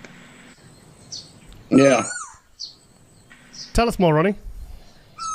Yeah, that's pretty much it. That was pretty much it. I always did. I had a day that I would do barbell and a day for dumbbell. So I would do incline, barbell, incline, dumbbell. I mean, decline and flat. It was just a day on barbell and a day on dumbbell. Those 3 exercises. I hardly ever did like like cable crossover and stuff like that, machines. It was all just free weights for the most part. Every now and then I would throw like a free weight in, I mean a machine in, and do like cable crossovers or something like that. But for the most part, it was just those three movements. So why didn't you ever do a training video together? Oh no, I never thought about it. Back then, training videos weren't that popular either, so nobody never really did anything together that I can remember. So what do you think about the kids now who just film every single set on their phones? Jay. I'll never get used to that. Fantastic. What do you think about that, Jay? I can tell you that when I went to the gym to train, I was so laser focused on what I was doing. I did not take a phone or check a phone. I would tell someone, if I was on a call on my way to the gym, I'd say, listen, I'm in the gym for the next hour and a half. I'll be off my phone. There was no checking the phone whatsoever. So I had zero distractions. It was all about the gym and the task on hand. So in this era, and I'm victim of this, I do film a lot now because social media plays such a large part of it. And I'm sure Ronnie, he has people doing the same for him. But you couldn't break us. So even when I filmed those videos with Mitsuru, I really did not look forward to him being around me filming those sets and having to have that going on, because I used to just tell him, listen, don't bother me. Let me train, and you can just shoot whatever you want, but don't ask me any questions. Don't ask me to do any movements I don't want to do. This is just what it is, and that's what was great about Mitsuru. But there was nothing else that mattered to me other than my training sessions. No phones, nothing else. Yeah, same here. Mm-hmm. I didn't do any phone calls in the gym. I didn't take a phone in the gym. I don't know. I don't even think we had cameras on the phone back then. I can't even remember. Yeah. I can't remember cameras. If you did have one on the phone, you couldn't post it. They didn't have Instagram and Facebook and all that stuff back then. 1 megapixel phones. Yeah. So it was a flip phone. Yeah. Couldn't do much with a flip phone. Let's talk about, obviously, the big news in the last few months was you at the Arnold Classic were presented the Lifetime Achievement Award by Arnold Schwarzenegger. What was that like? What was that like, Ronnie? Yeah, that was kind of real. That was almost like winning the Olympia in a way. Really? Yeah, because I haven't won a whole lot of awards. I've had a few here and there, but lifetime achievement, and then being presented by Arnold also. Somebody you look up to, idolize in a way. It was it was a quite gut-wrenching experience. I just say it like that, because. And then, the fact that my mom wasn't there to see it, and, and she always made the big events, that I was involved in. So that made it even more gut-wrenching. So it was quite an experience, I'll say it was very overwhelming experience. I think that speech went viral. That was a beautiful speech. Yeah, especially when I couldn't get the last part out at the end there. That was the hardest thing I ever had to do in my whole life. Really? Because I'm up there trying to give a speech, and I knew what I wanted to say, but I couldn't get it out because I was so emotional. I'm fighting it, and I thought it was going to be easy when I practiced it in my head. You always practice stuff in your head before you get ready to, say a speech or something. When I was practicing in my head, it went through smoothly. And then I got up there in front of all those people. Yeah. And then I really started thinking about it. I think that's what really got to me. I started really thinking about it, And it just hit me like a ton of bricks. And I'm like, man, I'm not going to be able to say this. But I had it made up in my mind that if I had to stand there for 10 minutes to get it out, I was going to do that. Yeah. So that's why I just stood there until tried to wait till it passed over me. And because I tried to, say what I was, what I had already practiced in my head before I got up there. I tried to say it the first time, it wouldn't come out. Then the second time it wouldn't come out. Then the third time. And then I started getting frustrated. And then the fourth time, I'm like, oh man, I can't get this out. But I'm like, no, this is way important, too important for me not to get it out. She would have really wanted to be there to see that. So I had to, I don't know where that came from, but I finally got it out, It was definitely 100% authentic. Yeah, almost too authentic. Yeah. Almost too authentic, because like I said, I almost thought I wasn't gonna be able to say it, because when you rehearse something, you rehearsing, so it's easy. You just fight yourself, and you're not really thinking about it because you're just rehearsing it, Yeah. But once you get up there and all those people are there in front of you, and then you get caught up in the moment also, and it could be very overwhelming. Very, very, very overwhelming for me, at least. I think if you're reading off an auto cue or you're reading a script, it would be easy for you. But when it comes from the heart, it's a completely different thing. And lot harder. Yeah. Whole lot harder.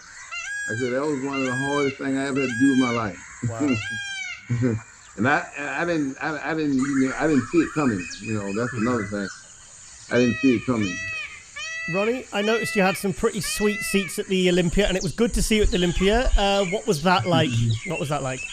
You know what? I've been retired now for 07, 14, 17, about 14 years now, and that's the best Olympia I've ever gone to. Really?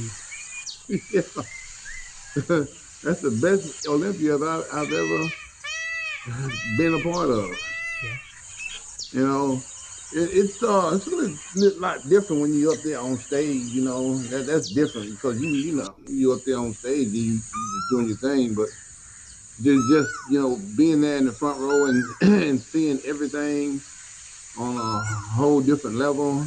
You get a whole different experience when you're right there in the action. So I can imagine what sitting courtside at a NBA game or Mike Tyson fight or something like that, sitting that close.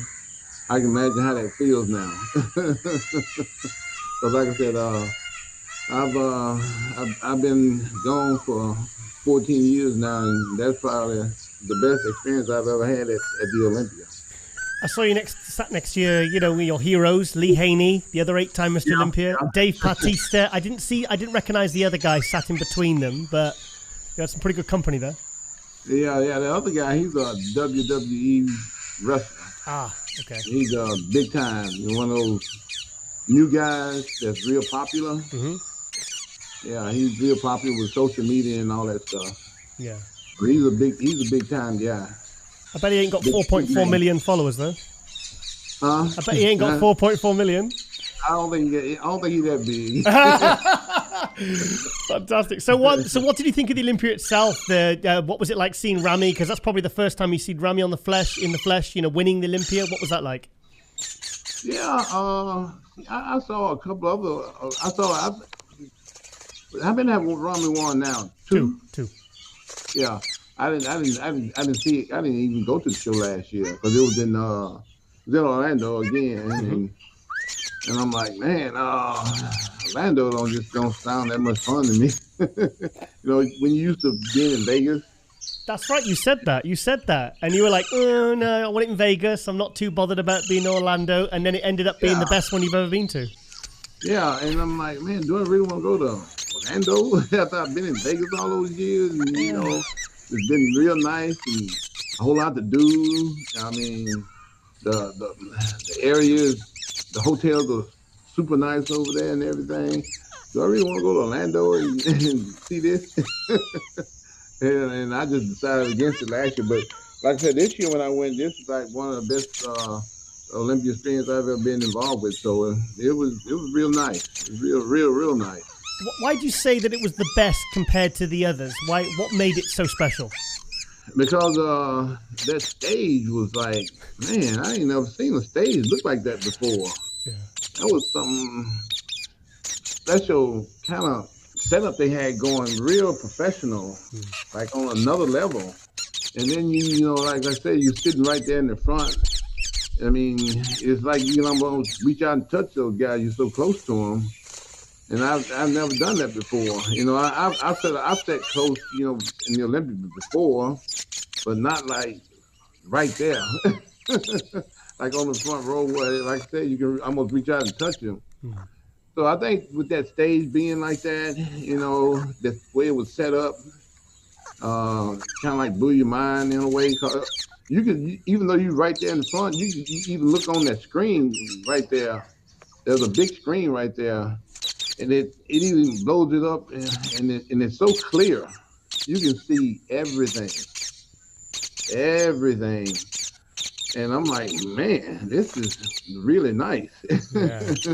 You know, like I said, I've been to Olympia before and kind of close, but nothing like that where they had that real nice stage. And like I said, you right there by the guys where you can almost reach out and touch them, you know. So that made it just that much more special to me. So it kind of like seemed like they went out of their way to make you feel at home and make you feel comfortable. Do you think know, even if it's nice? Do you think bodybuilding shows, pro bodybuilding shows, need more of this kind of level of production? Yeah, man. You know what? Yeah, for sure. I mean, and like I said, that's one of the nicest ones I've ever been to. I mean, not even close. The other one, not even close. It's like night and day. Yeah. You know, that stage and being that close, and it was awesome. What was your thoughts on seeing Ramy in the flesh?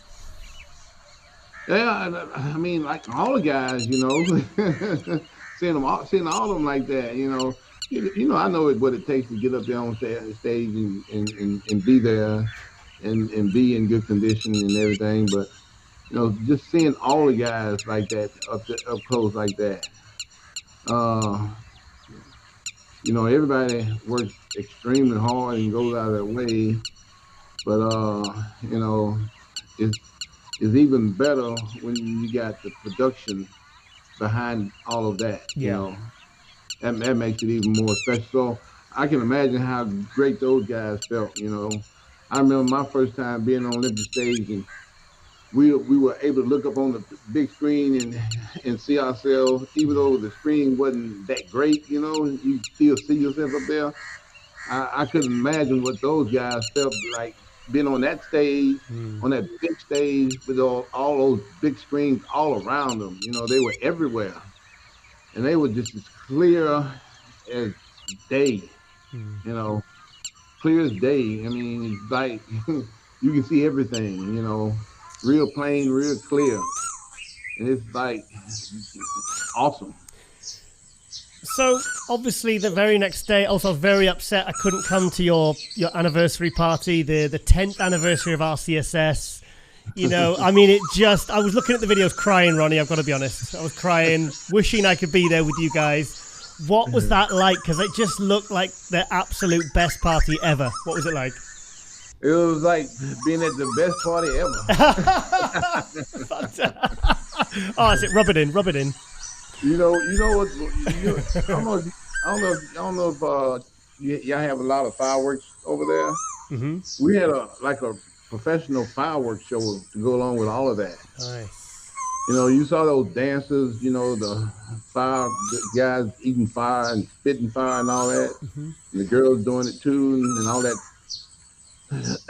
crazy dancing they were doing. I mean, it was a great show. And didn't it top it off to have a professional fireworks show like that, you know? So that was really special. I mean, we kind of like spared no expense on that one. That cost quite a bit. Looking sideways there. Yes, and also you with the mic with the rapper sat in the throne. I think that was the highlight for me. I think that was where I was watching everybody else in the video, and everyone's smiling, and everyone was just loving it. It was incredible. It was super incredible. I mean, like I say, it was like one of the best parties I've ever been involved in. Yeah. And it was us doing it. Yeah. Made it even better. So what did that party mean to you, given that you guys have now been going for 10 years? Yeah. I mean, those 10 years went by so fast. It's like when I won those Olympias, they went by so fast. He was like, where did all that time go? And how did we get here? And but the most important thing about it was we got there. You know, we set out to start your own company. You didn't never know what's going to happen. All I can remember is those days where I was on the road for 280 days a year. Wow. And I was doing appearances back to back where I wasn't even sleeping. Yeah. I was doing so many appearances I couldn't sleep because I had to get up and go to the next appearance, and you had to drive like an hour to get to one appearance. Then drive another hour to get to another appearance. And then I'm trying to work out, so I'm always trying to stay in shape. So I'm trying to get to the gym, 2, 3 in the morning. Then I'm trying to get something to eat, 4, 5 o'clock in the morning. And then I got to be up, at 7 o'clock, to make the next appointment. Yeah. So you think back to those days, Ronnie? So where you worked so hard, you didn't get a chance to sleep. I was always amazed because I've traveled with you, and I'm amazed that, like we'd literally be on the stands all day. It's in Birmingham. We'd be on the trade stands all day, and you'd be on your feet, and literally the queues would be out the door, and then you'd be like, we've got to go train. And I'm like, everyone was so tired, and I think I remember it was 1:30 in the morning, and we were all falling asleep on the sofa. And you were like, oh, I've still got triceps and traps to do, or calves. It was triceps and calves. I think you were doing your traps at the time.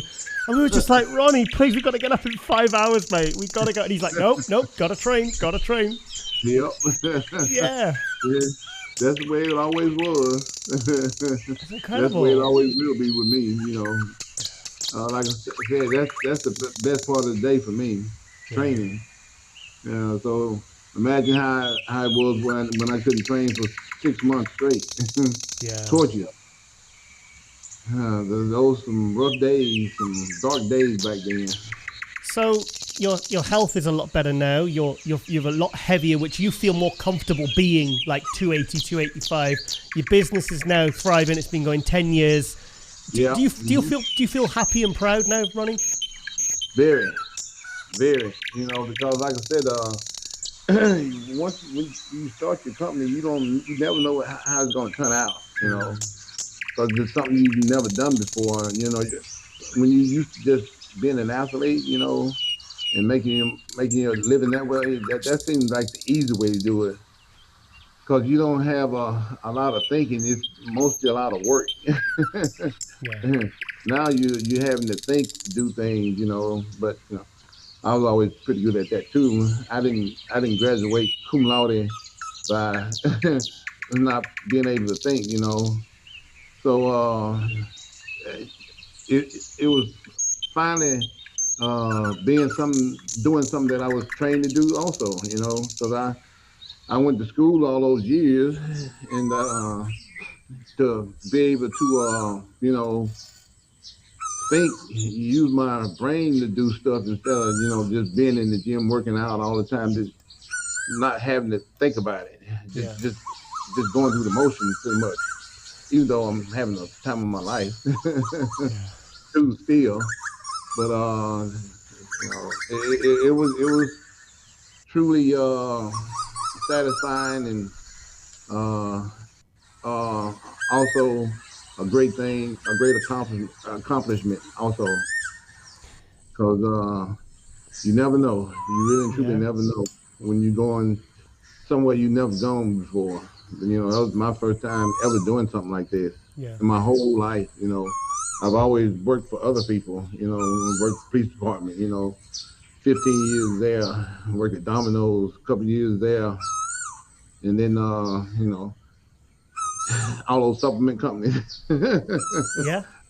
That's another 10, 15 years. You know, I worked with Weeder all those years, and BSN all those years. You know, so this was something that I was doing on my own, you know, where I had to depend on myself.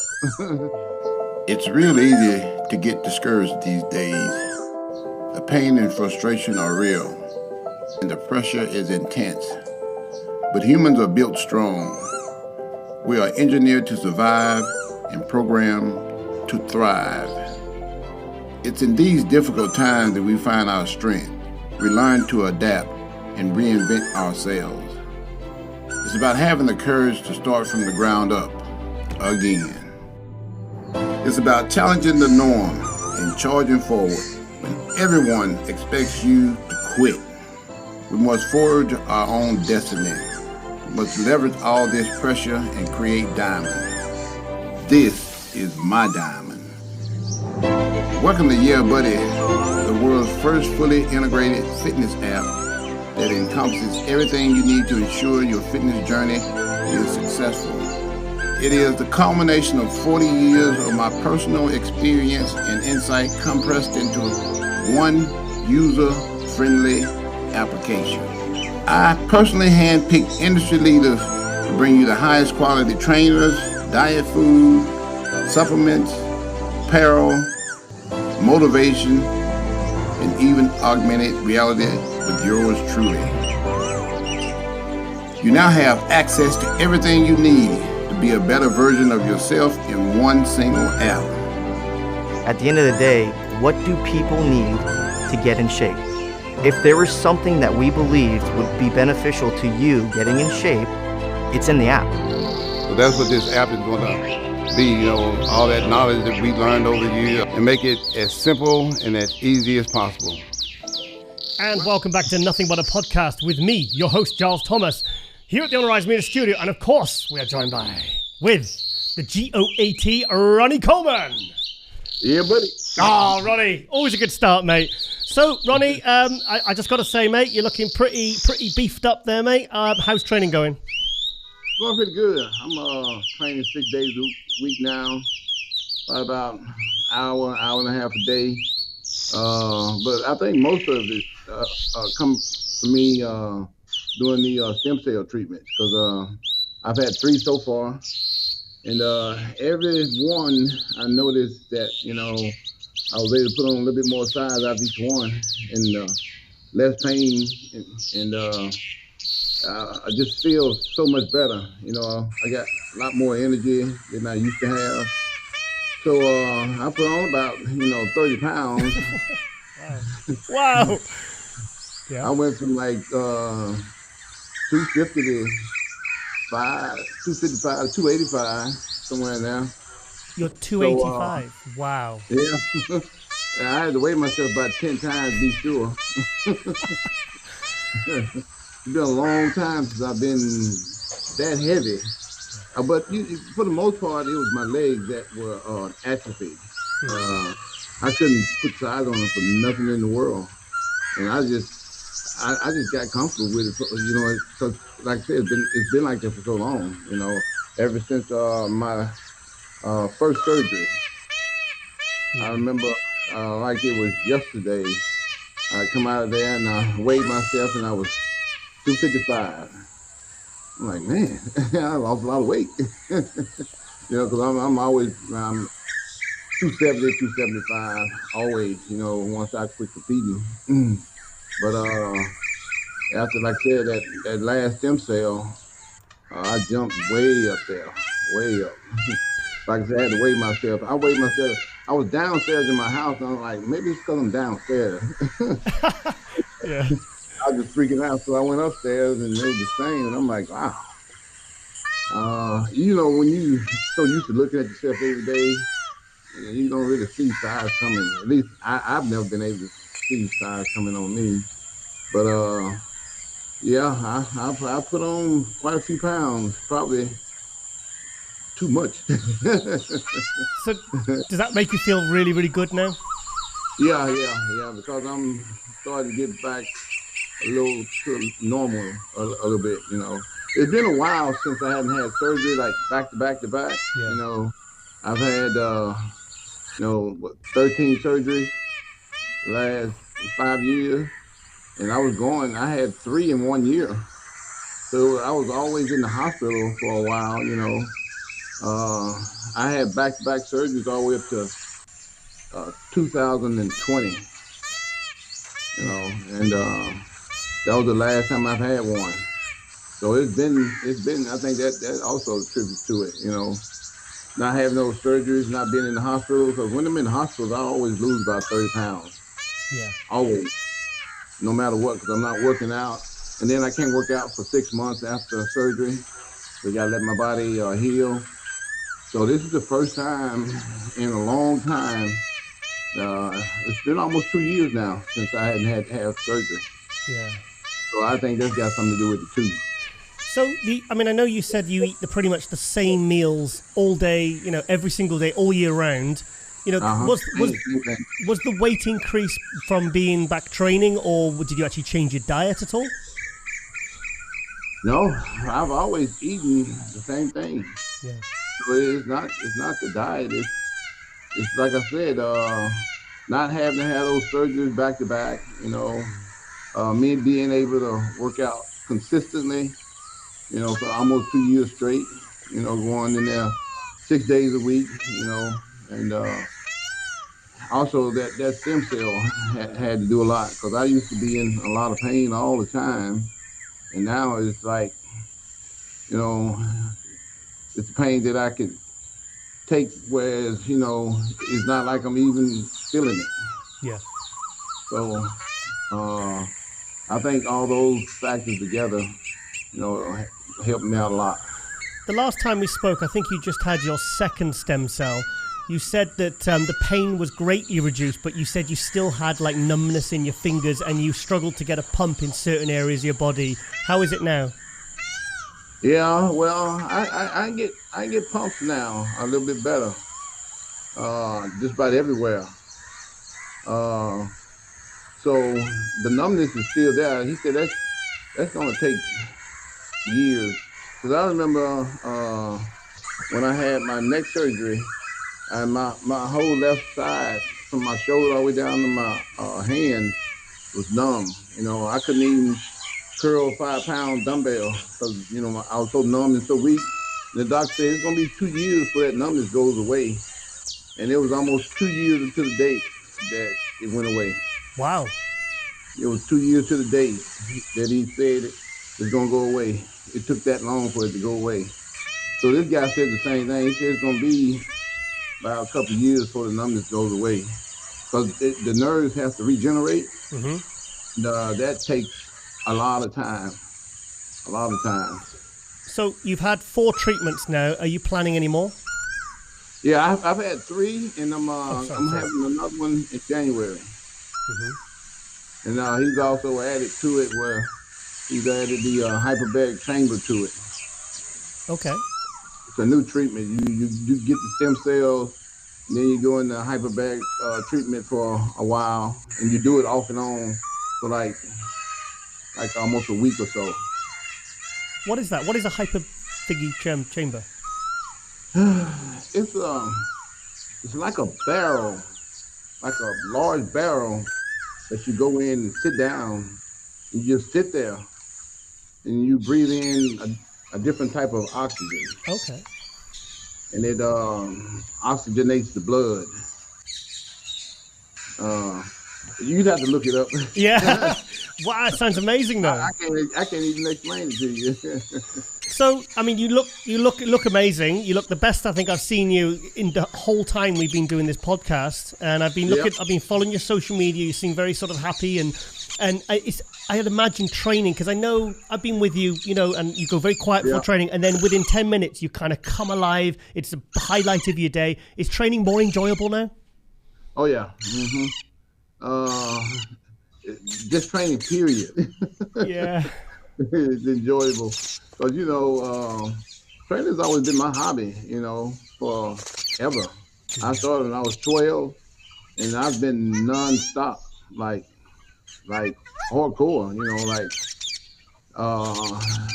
every day, for not taking any time off. I didn't start taking time off till I started having the surgery. I just say it like that. Yeah. Yeah. And then, like I said, after every surgery, I was taking 6 months off. And that's a lot of time off when you having surgeries back to back, I've had one surgery. I had it 1 week and the screws broke a couple days later. So I had to have another surgery, that same surgery all over again. Another week later. So I did that 2 or 3 times. Yeah. 2 or 3 times that happened. And like I said, I had 3 surgeries in a year. And these are 3-4 hour surgeries. Yeah. Those are major surgery major surgery. Yeah. So let's talk about, I've noticed you've been out and about more often. You've been to UK. Do you want to tell us about your recent travels in the last couple of months? Yeah. For a while now, I was on the road for 4 weeks in a row. I went to Arnold Classic here in Ohio, and then I went to Arnold Classic UK the next week. Mm-hmm. I left there and went to I forgot where I went. I've been doing so much traveling. I went to Dubai, for about almost a week. And I went somewhere else. I just can't even think of where it was. It'll come to you. I noticed you've been out to Daytona, the NASCAR. You've been deep sea fishing. What was that like? Oh yeah. We did. Deep sea fishing was the best thing I ever done in my life. Really? Yeah. When I was a kid, I used to go fishing every single day. There was a lake right down the street from my house, and I just get on my bike and just go down there and fish for a couple of hours every day. So that was sort of like a hobby for me, like a getaway, something I really and truly enjoy. And I've always enjoyed fishing, every chance I get, But I've never been, way out in the sea, deep sea fishing, where you catch the real big fish. I mean, everything is 10 pounds and up. So what did you catch?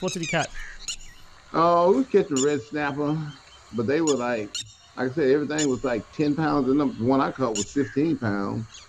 And that's a lot of work too. Hang on, the one I saw you on Instagram, I think maybe it was the angle. It didn't look that big. That's the same thing I said too. I'm like, man, when I caught this thing, it took me 15 minutes to catch it. And then I get it in the boat, and it's huge when I'm just looking at it. But then I take a picture of it, and I'm like, I guess it's like you said, the angle I was holding it. Yeah. It was so heavy, I'm trying to hold it, and and be stable at the same time, and it just didn't capture the actual size of it. It looked like, from the picture, it looked like it was 7 or 8 pounds. But the guy weighed it and he said it was 15. I'm like, man, I got a bad angle on this one. So, but it was a pretty big fish. It was the biggest fish I've ever caught. Yeah, I just said that. Yeah, I've caught some 10 pounders before, back home in Texas, but never nothing over that. You said that was one thing off your bucket list. Yeah. And that NASCAR thing, I'm always in the fast cars. Yeah. But that was something that was truly amazing too. You get a chance to drive this car around the track as fast as you can go. But they control the speed when you're driving it. But if you get in the car with them, they'll go 180. But if you're driving it, they let you go 150, 160, somewhere in there. So it actually looks like you're going real fast because the car is, heavy. It's like I had a Bentley, Yeah. in a Rolls Royce, and I went 170 in my Bentley, and it seemed like I was going like 130. It didn't seem to be going that fast, but I went 150 in this NASCAR.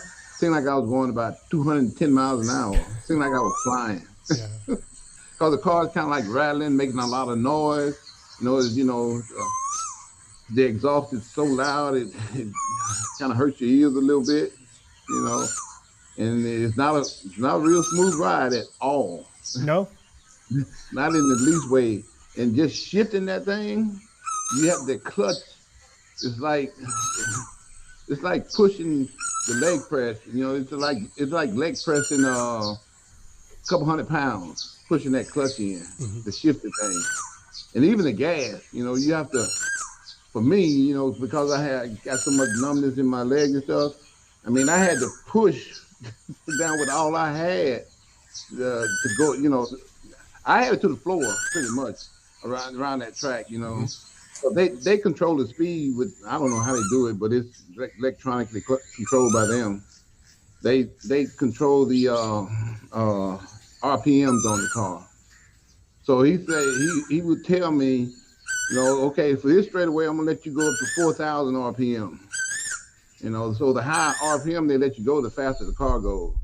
So he would tell me when he's gonna let me go real fast. So when he said that, I would even punch it even harder. Fantastic. So I'm trying to go as fast as possible. Yeah. Because like I said, I've gone 170 in a Bentley, and it didn't seem like I was going that fast, but I was actually going that fast though. But in this NASCAR thing, it seemed like I was going a whole lot faster.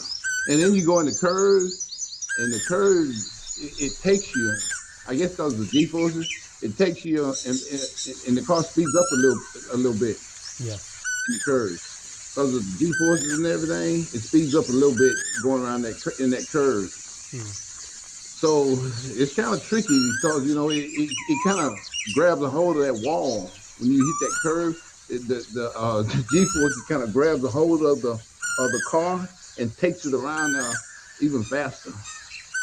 So you even going fast in the curves too. So you might slow down to maybe like 130, 140, 130 somewhere in there. Well, when you're going up to 150 or something like that on the straightaway, but it was truly amazing, So I look forward to doing that again too. Are you going to do it again? Yeah, I like to just go faster though, but Brilliant. But to go faster, you got to get in the car with them, and they have to drive it. Yeah. But yeah. But I wouldn't mind just getting in the car with them just to see how fast I can really go. Do you not fancy putting the roller on the track, the Rolls Royce on the track? I don't think the track is made for a Rolls Royce. Yeah. Because like I said, when you hit that curve, it's kind of, the first couple times it's kind of scary, because you're going so fast, and then you hit that curve and you think like, oh man, I don't want to lose it in this curve because you're going fast. You don't want to hit that wall. But I don't know if a regular car could go around the track and go around that track. I think a big car like the old Rolls Royce would struggle on the corners going at 150. Exactly. But they have those cars real low to the ground, seem like too. But I don't think a Rolls Royce would go in that curve that you would though. So fishing, NASCAR, that's two things off your bucket list. What is left on Ronnie Coleman's bucket list to do? I want to go skydiving, but I don't know. I'd have to work my nerves up, get a little bit older, just in case something go wrong. I can say I lived a long time. Yeah. So I might want to do that one down the road a little bit. Yeah. Anything else? Anything else? No, I can't think of nothing else right now. that's it right there. You know, I've done just about everything I wanted to do. I guess because I've, you know, done all this traveling and been all around the world and met all these different people, and it's kind of hard to think of other stuff to do, you know. I would like to see you face to face with a great white in one of those cages.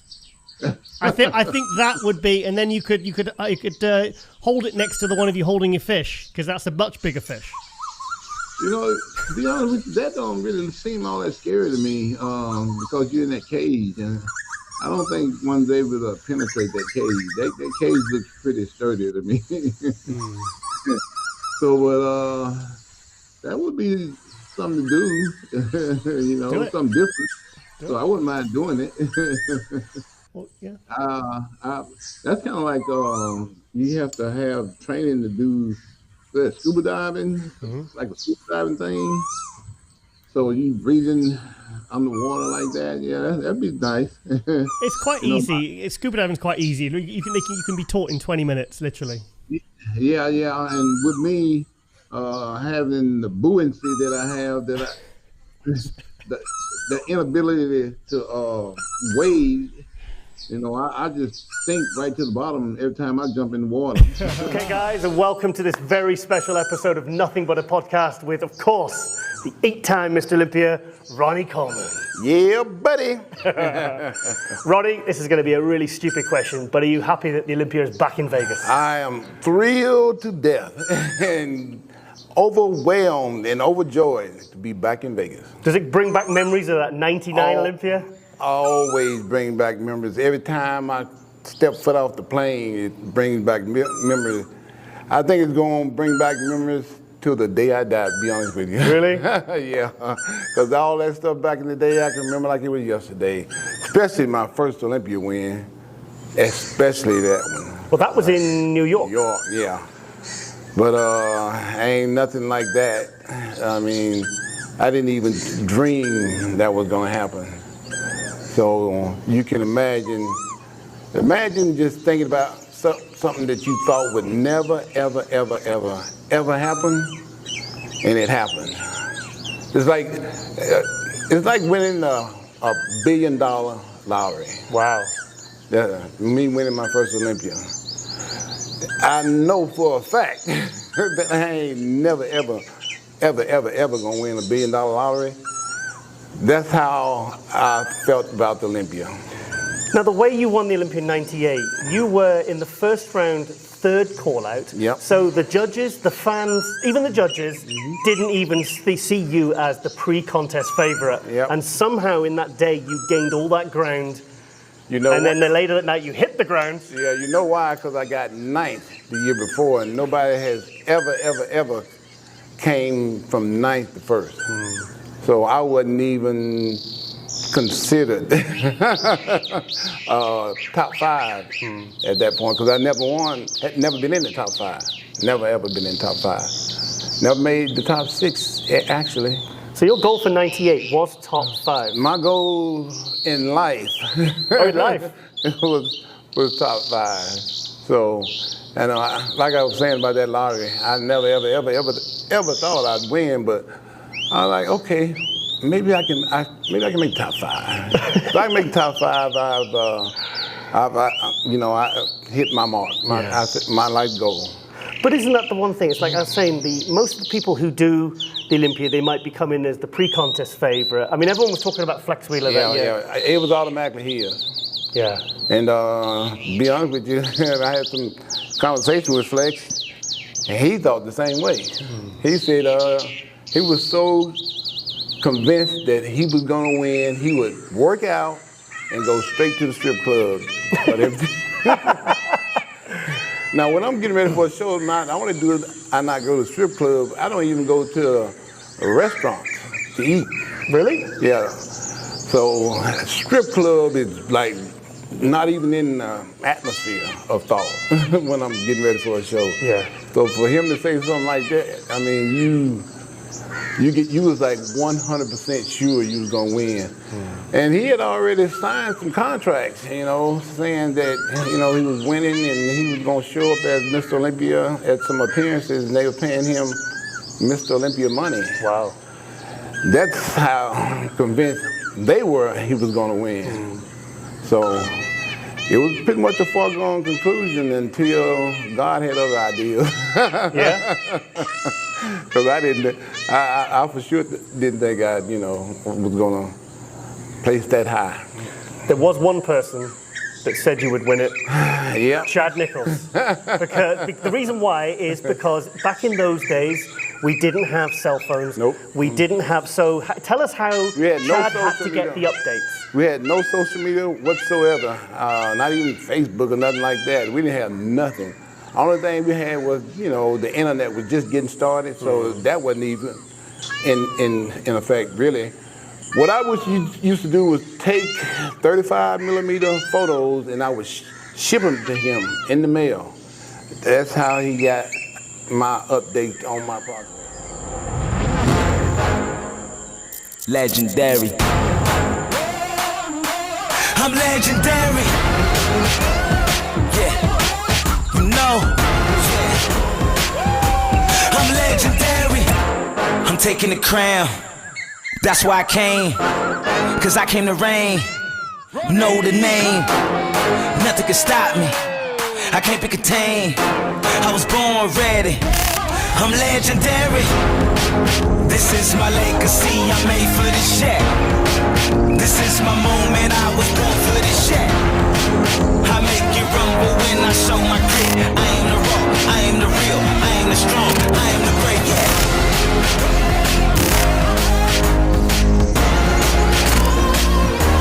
I'm legendary. Notorious. Victorious. I'm legendary. The time is now for you to build your own legacy, powered by Ronnie Coleman's Signature Series. So what day would you take the photos and when would he get them, and then how would he get feedback to you? I would take the photos like on a Monday, after every week, and he would probably get them like on a Tuesday because I would ship them, like next day air. Wow. So that's how he got my progress update. Yeah. And that's how we changed my diet, from whatever pictures he got the following week. And we did that just about every week. And we would talk on the phone probably every other night or so, give him some updates that way too. So this is before video calling, guys, before any of that, wasn't it? Any kind of social media. So that's how we communicated. And it worked. And now Chad is working with the new Mr. Olympia, Big Ramy. Yep. And I assume he's doing probably several updates a day?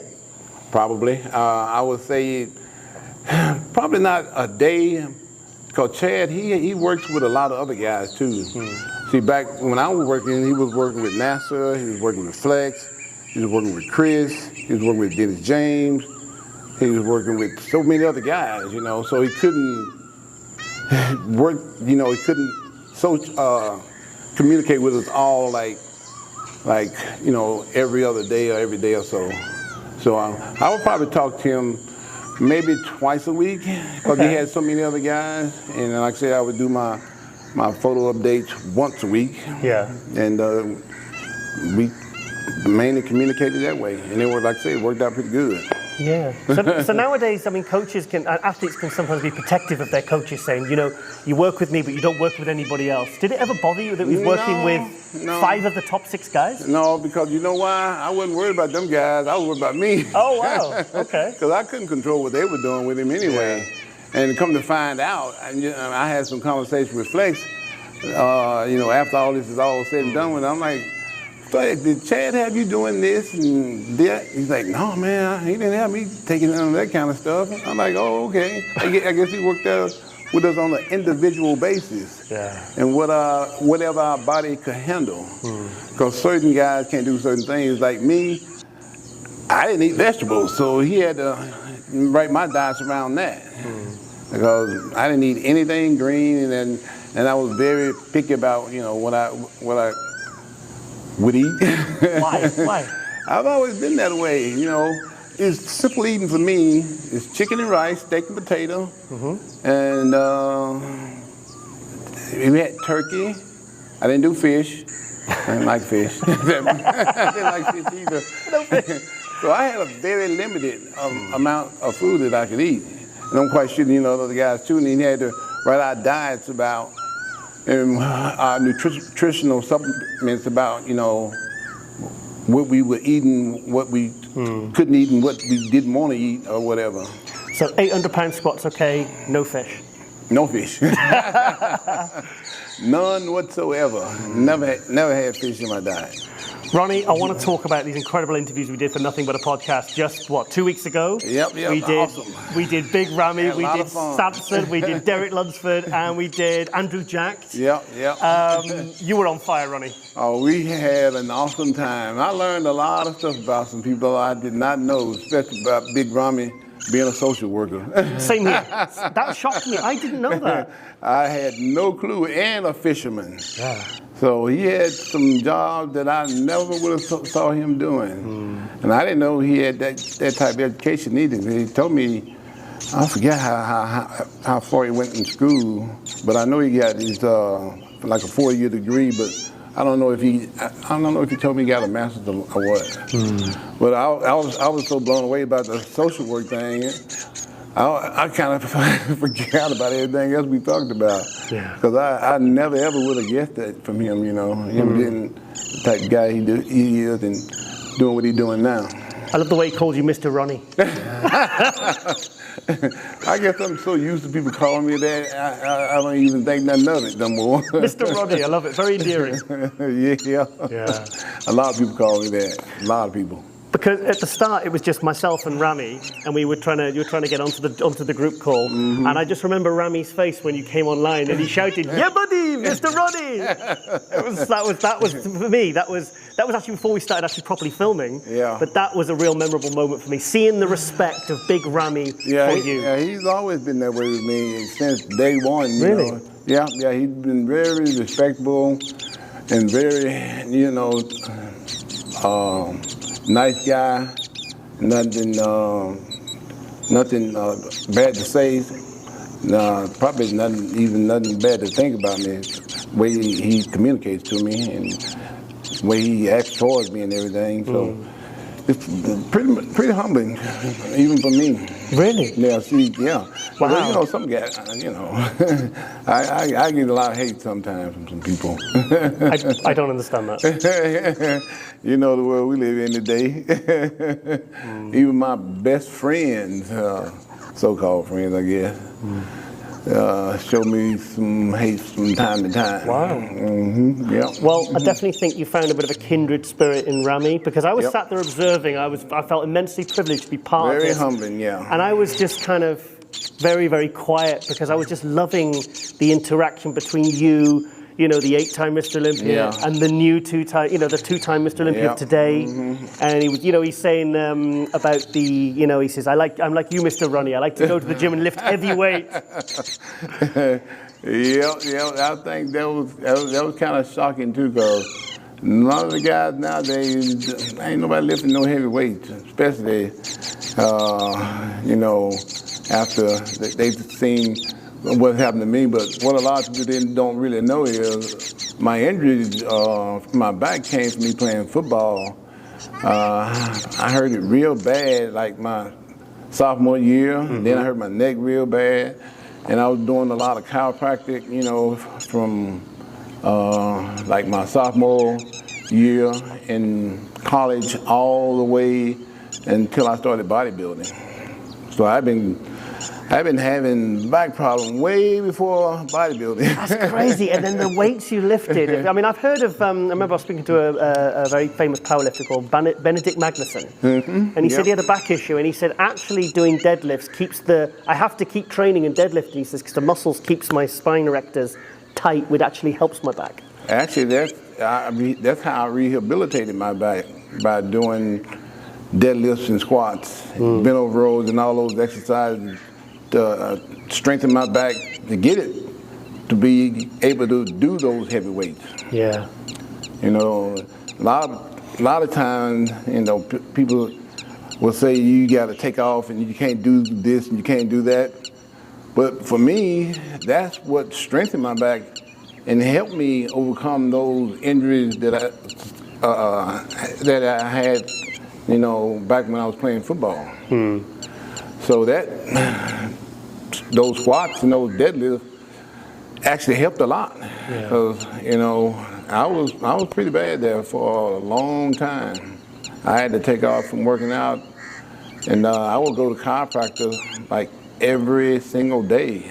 I was in every day to the chiropractor? Yeah, every day when I was in college. Yeah, I would go every day because I was in that bad of a shape. Because I hurt it that bad. I think I maybe like partially herniated a disc when it first happened. And same thing with my neck too, you know, because I was having some neck problems back then too. I want to talk about the stem cells because I mean I spoke to you when we went down to London a few weeks ago. You know, from when we came over for the Arnold UK, and we spoke briefly in the car about how the treatments. Was it every 3 months or 4 months?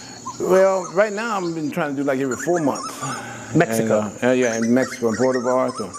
I started probably about a year ago, and I went like twice, like every 4 months, and then I took off about 9 months, and pain came back fiercely, and I like went back, and this was the last time I went.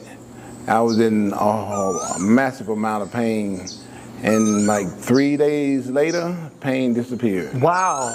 Just that quick. Was that the third one? I was in so much pain that, that was the third one. Okay. Yeah, I've done 3 so far, and that was the third one. I was in so much pain, I couldn't even sleep at night. Really? Yeah. And then, like I said, but he added a new type of treatment to the stem cells. We would also do hyperbaric chamber sessions. Yeah. We were doing 2 45-minute sessions a day for like 5 days, I think. So what does that, I mean, just help me, what does that actually do? That increases the stem cell treatment. That helps improve the stem cell functions of healing. And like I said, I think that's why 3 days later, my pain just totally disappeared. Went from fears keeping me up, sharp pain that night, to 0 pain at all. So how did that feel? Just like that. Notice you just woke up and it went from extreme pain to like, what was that like mentally? No pain at all. It was the best feeling ever. Yeah. Wow. Because I was taking a lot of medication, you know. There's only so much pain medication you can take, you know, until you have to start taking, you know, like Tylenol and stuff like other types of pain medication. And that's what I had to do, you know. I couldn't wait to stop taking all that medication because as soon as that pain stopped, the medication stops. And it was a big relief, but everything has been working out pretty good for me lately. I just had my latest blood work done. I get those done every like 3-4 months. Yeah. And this last one was the best I've ever had. Out of the last 3 I've had done, 3-4 I have done. My cholesterol was real high at one point. My kidney was off real bad. My liver was off real bad. Is that the medication? Everything. Yeah. Yeah. Everything now is perfect. Wow. My cholesterol is the best it's ever been, HDL, LDL. Good. He said that my kidney was perfect, you know. And my liver was just a little bit elevated, but you know, it'd be expected because I take a lot of vitamins and stuff. But he said for the most part, that was the best one ever. So brilliant. Everything is in the right direction. Good. Yeah, in the right direction. Everything is going in the right direction. Good to hear. So everything is healing up real good now. Good. So this is probably the best I've been in a long time. So what about training? Everything going great with training? You said Everything about numbness and pump. We talked about that in the car. And how's that going? I still have problems with numbness in my feet and legs.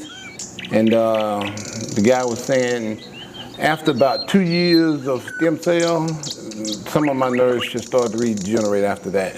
Good. And also, there's another medication that just came on the market that the doctor was saying that he could send me the help. I forget the name of it. It's some real hard to pronounce medication, but he said that should help me in about 6 months' time too. Good.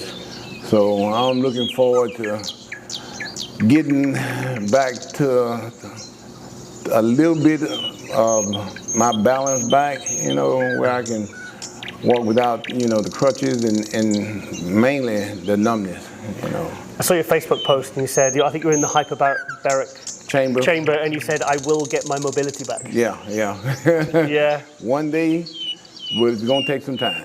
That's all I gotta do. I ain't got nothing but, you know, time anyway, so just gotta be patient.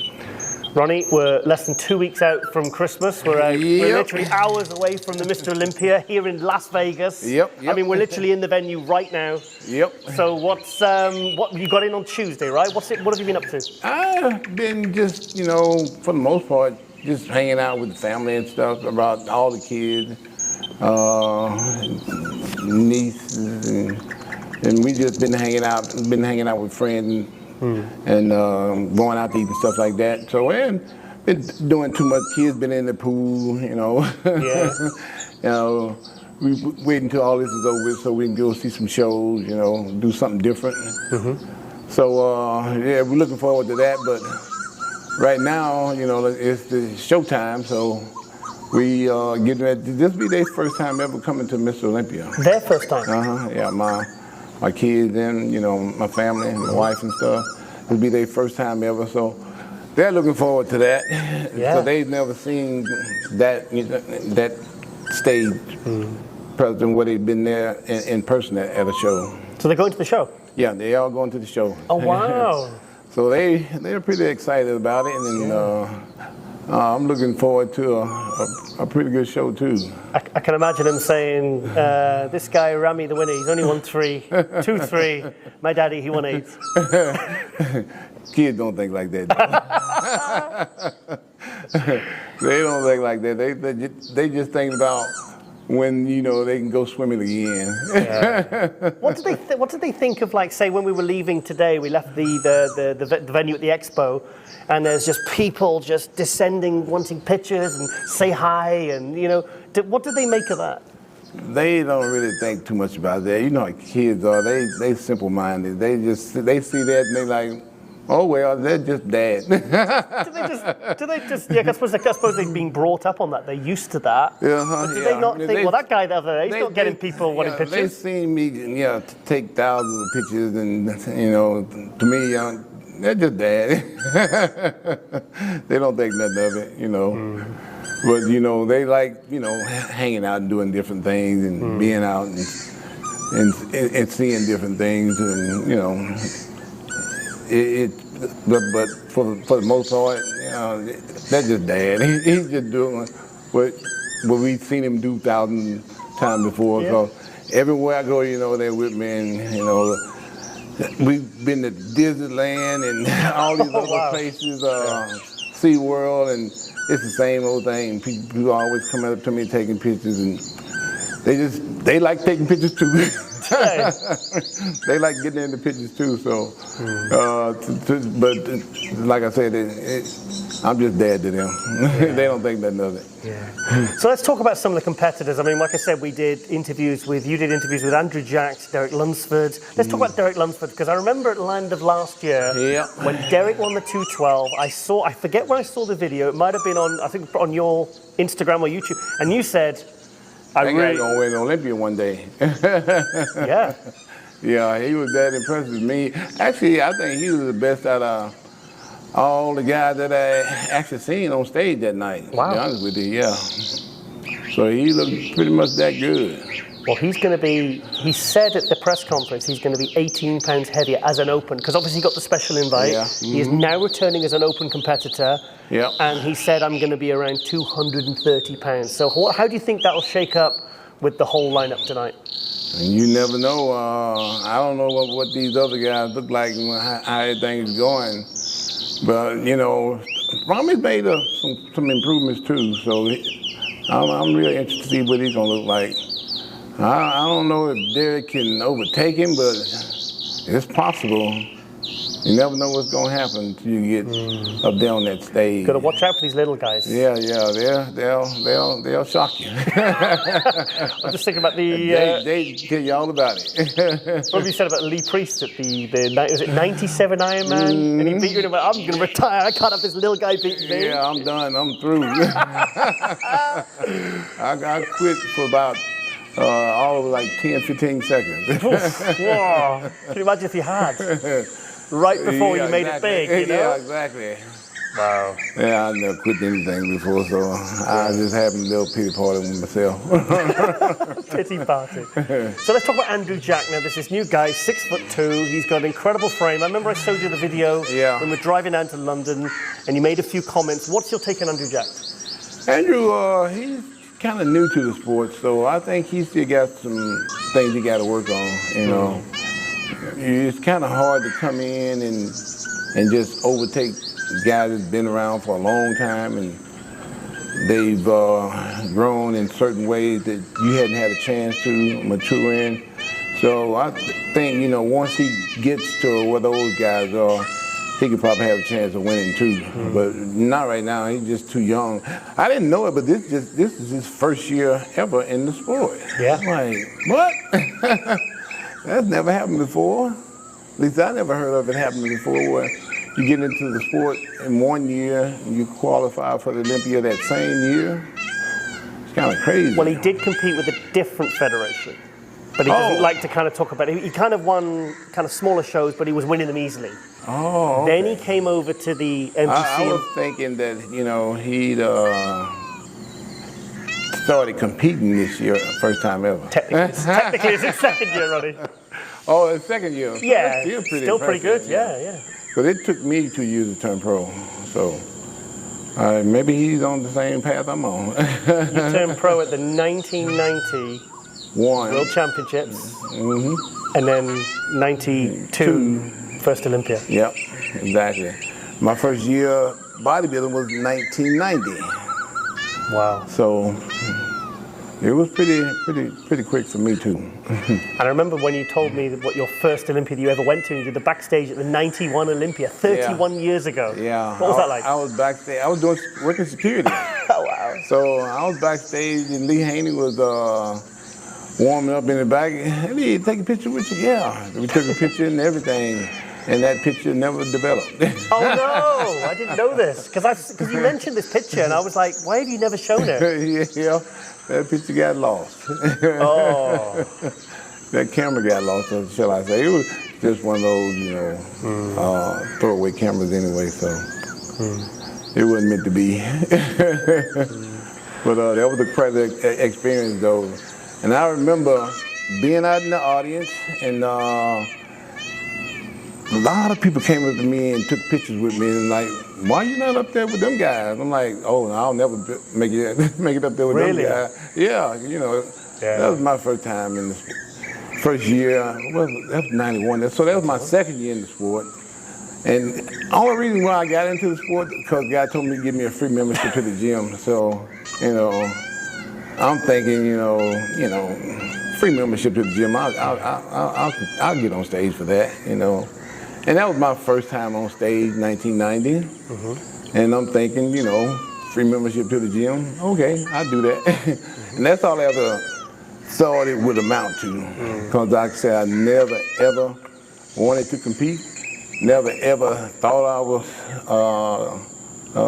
good enough to be up there on the stage either. I did powerlifting all my life. Okay. I remember seeing a picture when you took fourth at the 1991 Nationals. Kevin Avone first, Flex Wheeler second, Paul DeMeo was third, you were fourth. And I remember it was a twisting shoulder. And I remember thinking, who is this guy? He's come from nowhere. Yeah, that was my second year in the sport. So my first year in the sport, I got third in the National. That was 1990, wasn't 1990, it? You told me that, and I didn't actually know that, and I actually went and checked. Yep, got third in the National. You know, I never thinking nothing gonna happen anyway. Came back and got fourth in the Nationals, and they had this show called World Championship, used to be called Mr. Universe, where if you could pass the drug test, you can be on the Mr. Universe team, World Championship team, and go and compete in the World Championship. Well, that year, Kevin couldn't pass the test. Flex couldn't pass the test. Paul couldn't pass the test. And I was the only one that showed up to take the test. Wow. And I passed it, went over there, took another one once I got there, and won first place in the heavyweight and got my pro card there. Well, and that qualified you for the 92 That Olympics. qualified me for the 1992 Mr. Olympia. Yep, and did my first Olympia in 1992 in Helsinki, Finland, and was one of the happiest days of my life. Was it? in the ice rink? Yeah, in that ice rink. Because, you know, the year before, people was like, you should be up there on that stage.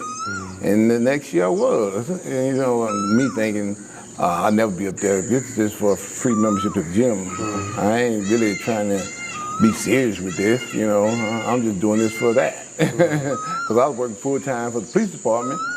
And that's the career path that I wanted to follow. Yeah. So the bodybuilding thing was just, you know, just something on the side I was doing for the membership. I think as a bodybuilding fan, as a Ronnie Coleman fan, I think it's a good thing to ask. What if Brian had never actually offered you that free membership? I'd have never competed. Yeah, but would the universe have found a way to get you up there, you know? I think something would have happened. God has a plan for something to happen. It's going to happen eventually. That's the way I think now, because, like I said, I never, ever, ever wanted to compete. Never. Never even thought about competing. Never even had an idea of competing. Nothing. Like I said, I had my degree in accounting, and I wanted to work for a big 8 accounting firm. And when that didn't work out, I'm like, okay, I got this job at the police department. That'll work for me. And I'll just, you know, live life as a police officer and work my way up to chief one day. Do you know what? I still think you looked really good at that to prejudging. You say you look watery, but for me, I mean, it was, you know, Jay looked fantastic. He really leveled up. Yeah. But, and I know you looked sensational for the night show when you pulled out the flag. The flag. Yeah, and I got that water off me too. Yeah. So you were relieved, so you managed to pull it out the bag. Yeah. So, yeah. And then 2002 came around, and they was like, man, you really off 2001. You need to come down a little bit. And I think you'll be okay. So 2002, I came way down. I was 260 the year before, 2001, and I was 245. I think you looked how, remember the battle for the Olympia, the 2 weeks out? Yeah. That was perfect. I was 278. Wow. So he brought that, you lost that much? I went, all the way down. And I was kind of flat a little bit, you know, but I was still hard enough to, you know, good enough condition to win. So I'm like, okay, 03, I'm going to do what I want to do. And that's when I did what I wanted to do and came in at 285. That, to be honest, that took the whole sport. 245 to 285, 40 pounds. Ronnie, that took the sport to a level that I don't think has even been, forget surpassed, it's not even been matched since. Yeah, because, I was kind of upset about losing the show after the Olympia to Gunther, and I'm like, okay, I see what they're trying to do now. They want me to go. They want to go to war with me. Oh, let me take them to war. Let me take them to war, so we can show who is really supposed to be Mr. Olympia. And that's the first time that I didn't take off from. After the Olympia, I used to take 3 months off after every Olympia and just chill out and let my body rest. And we don't need no rest. We in a war, so let me not take off 3 months. Let me get ready for the Olympia after the Olympia. Wow! And that's what I did. That's how was able to put on 40 pounds of muscle in a year, from one year to the next. I think that was probably, for me, that was the most iconic moment of your Olympia reign. I think it was that level up in 2000. I know we've spoke about, you like the 98 look, the small, more condition, you know, but for me it was that 2003. It was just, it was unbelievable, like your DVD, you know? Yeah, because I did some unbelievable things that year. Sure did, yeah. Ronnie, I had to. Ronnie, we're just over an hour away from the finals. Yep. So I think we're going to have to wrap this up. But, okay. Quickly, who's going to be in your top 6 for the Mr. Olympia tonight and tomorrow? Let's go with Rami first, second. Let's go with Derek. Third, let's go with oh man, I don't know. Let's go with William, Brandon. So let's go with Brandon. No, let's go with William. Then Brandon. Okay. And then, man, did I say Hottie yet? Nope.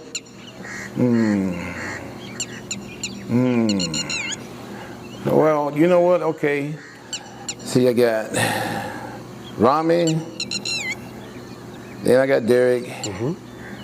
Then I got Bonak. Then I got Hottie. Then I got Brandon, and then I got Michael. Okay. Final question. Brandon Curry says he's going to win his title back. He won it in 2019. He was second last 2 years running. Can he win it back? No, I don't think he can win it back. Not right now. I've seen the video. Oh yeah. He got to be superior, amazing. He got to pull what I did in 03. Wow. I don't think he's going to quite do that. I don't think that's humanly possible. I think that lightning won't strike twice. Oh, yeah? So. Well, okay. I'm going to leave it like that for now. Okay. So you got Ronnie Coleman's top 6 at the 2022 Mr. Olympia. Yep. We'll see how it turns out, though. Yeah. We'll see how it turns out. Ronnie, this has been an absolute pleasure. And in 3 years with Nothing But a Podcast, this is the first time we've done it face to face. Yep. You know, on a screen in my studio. Yep.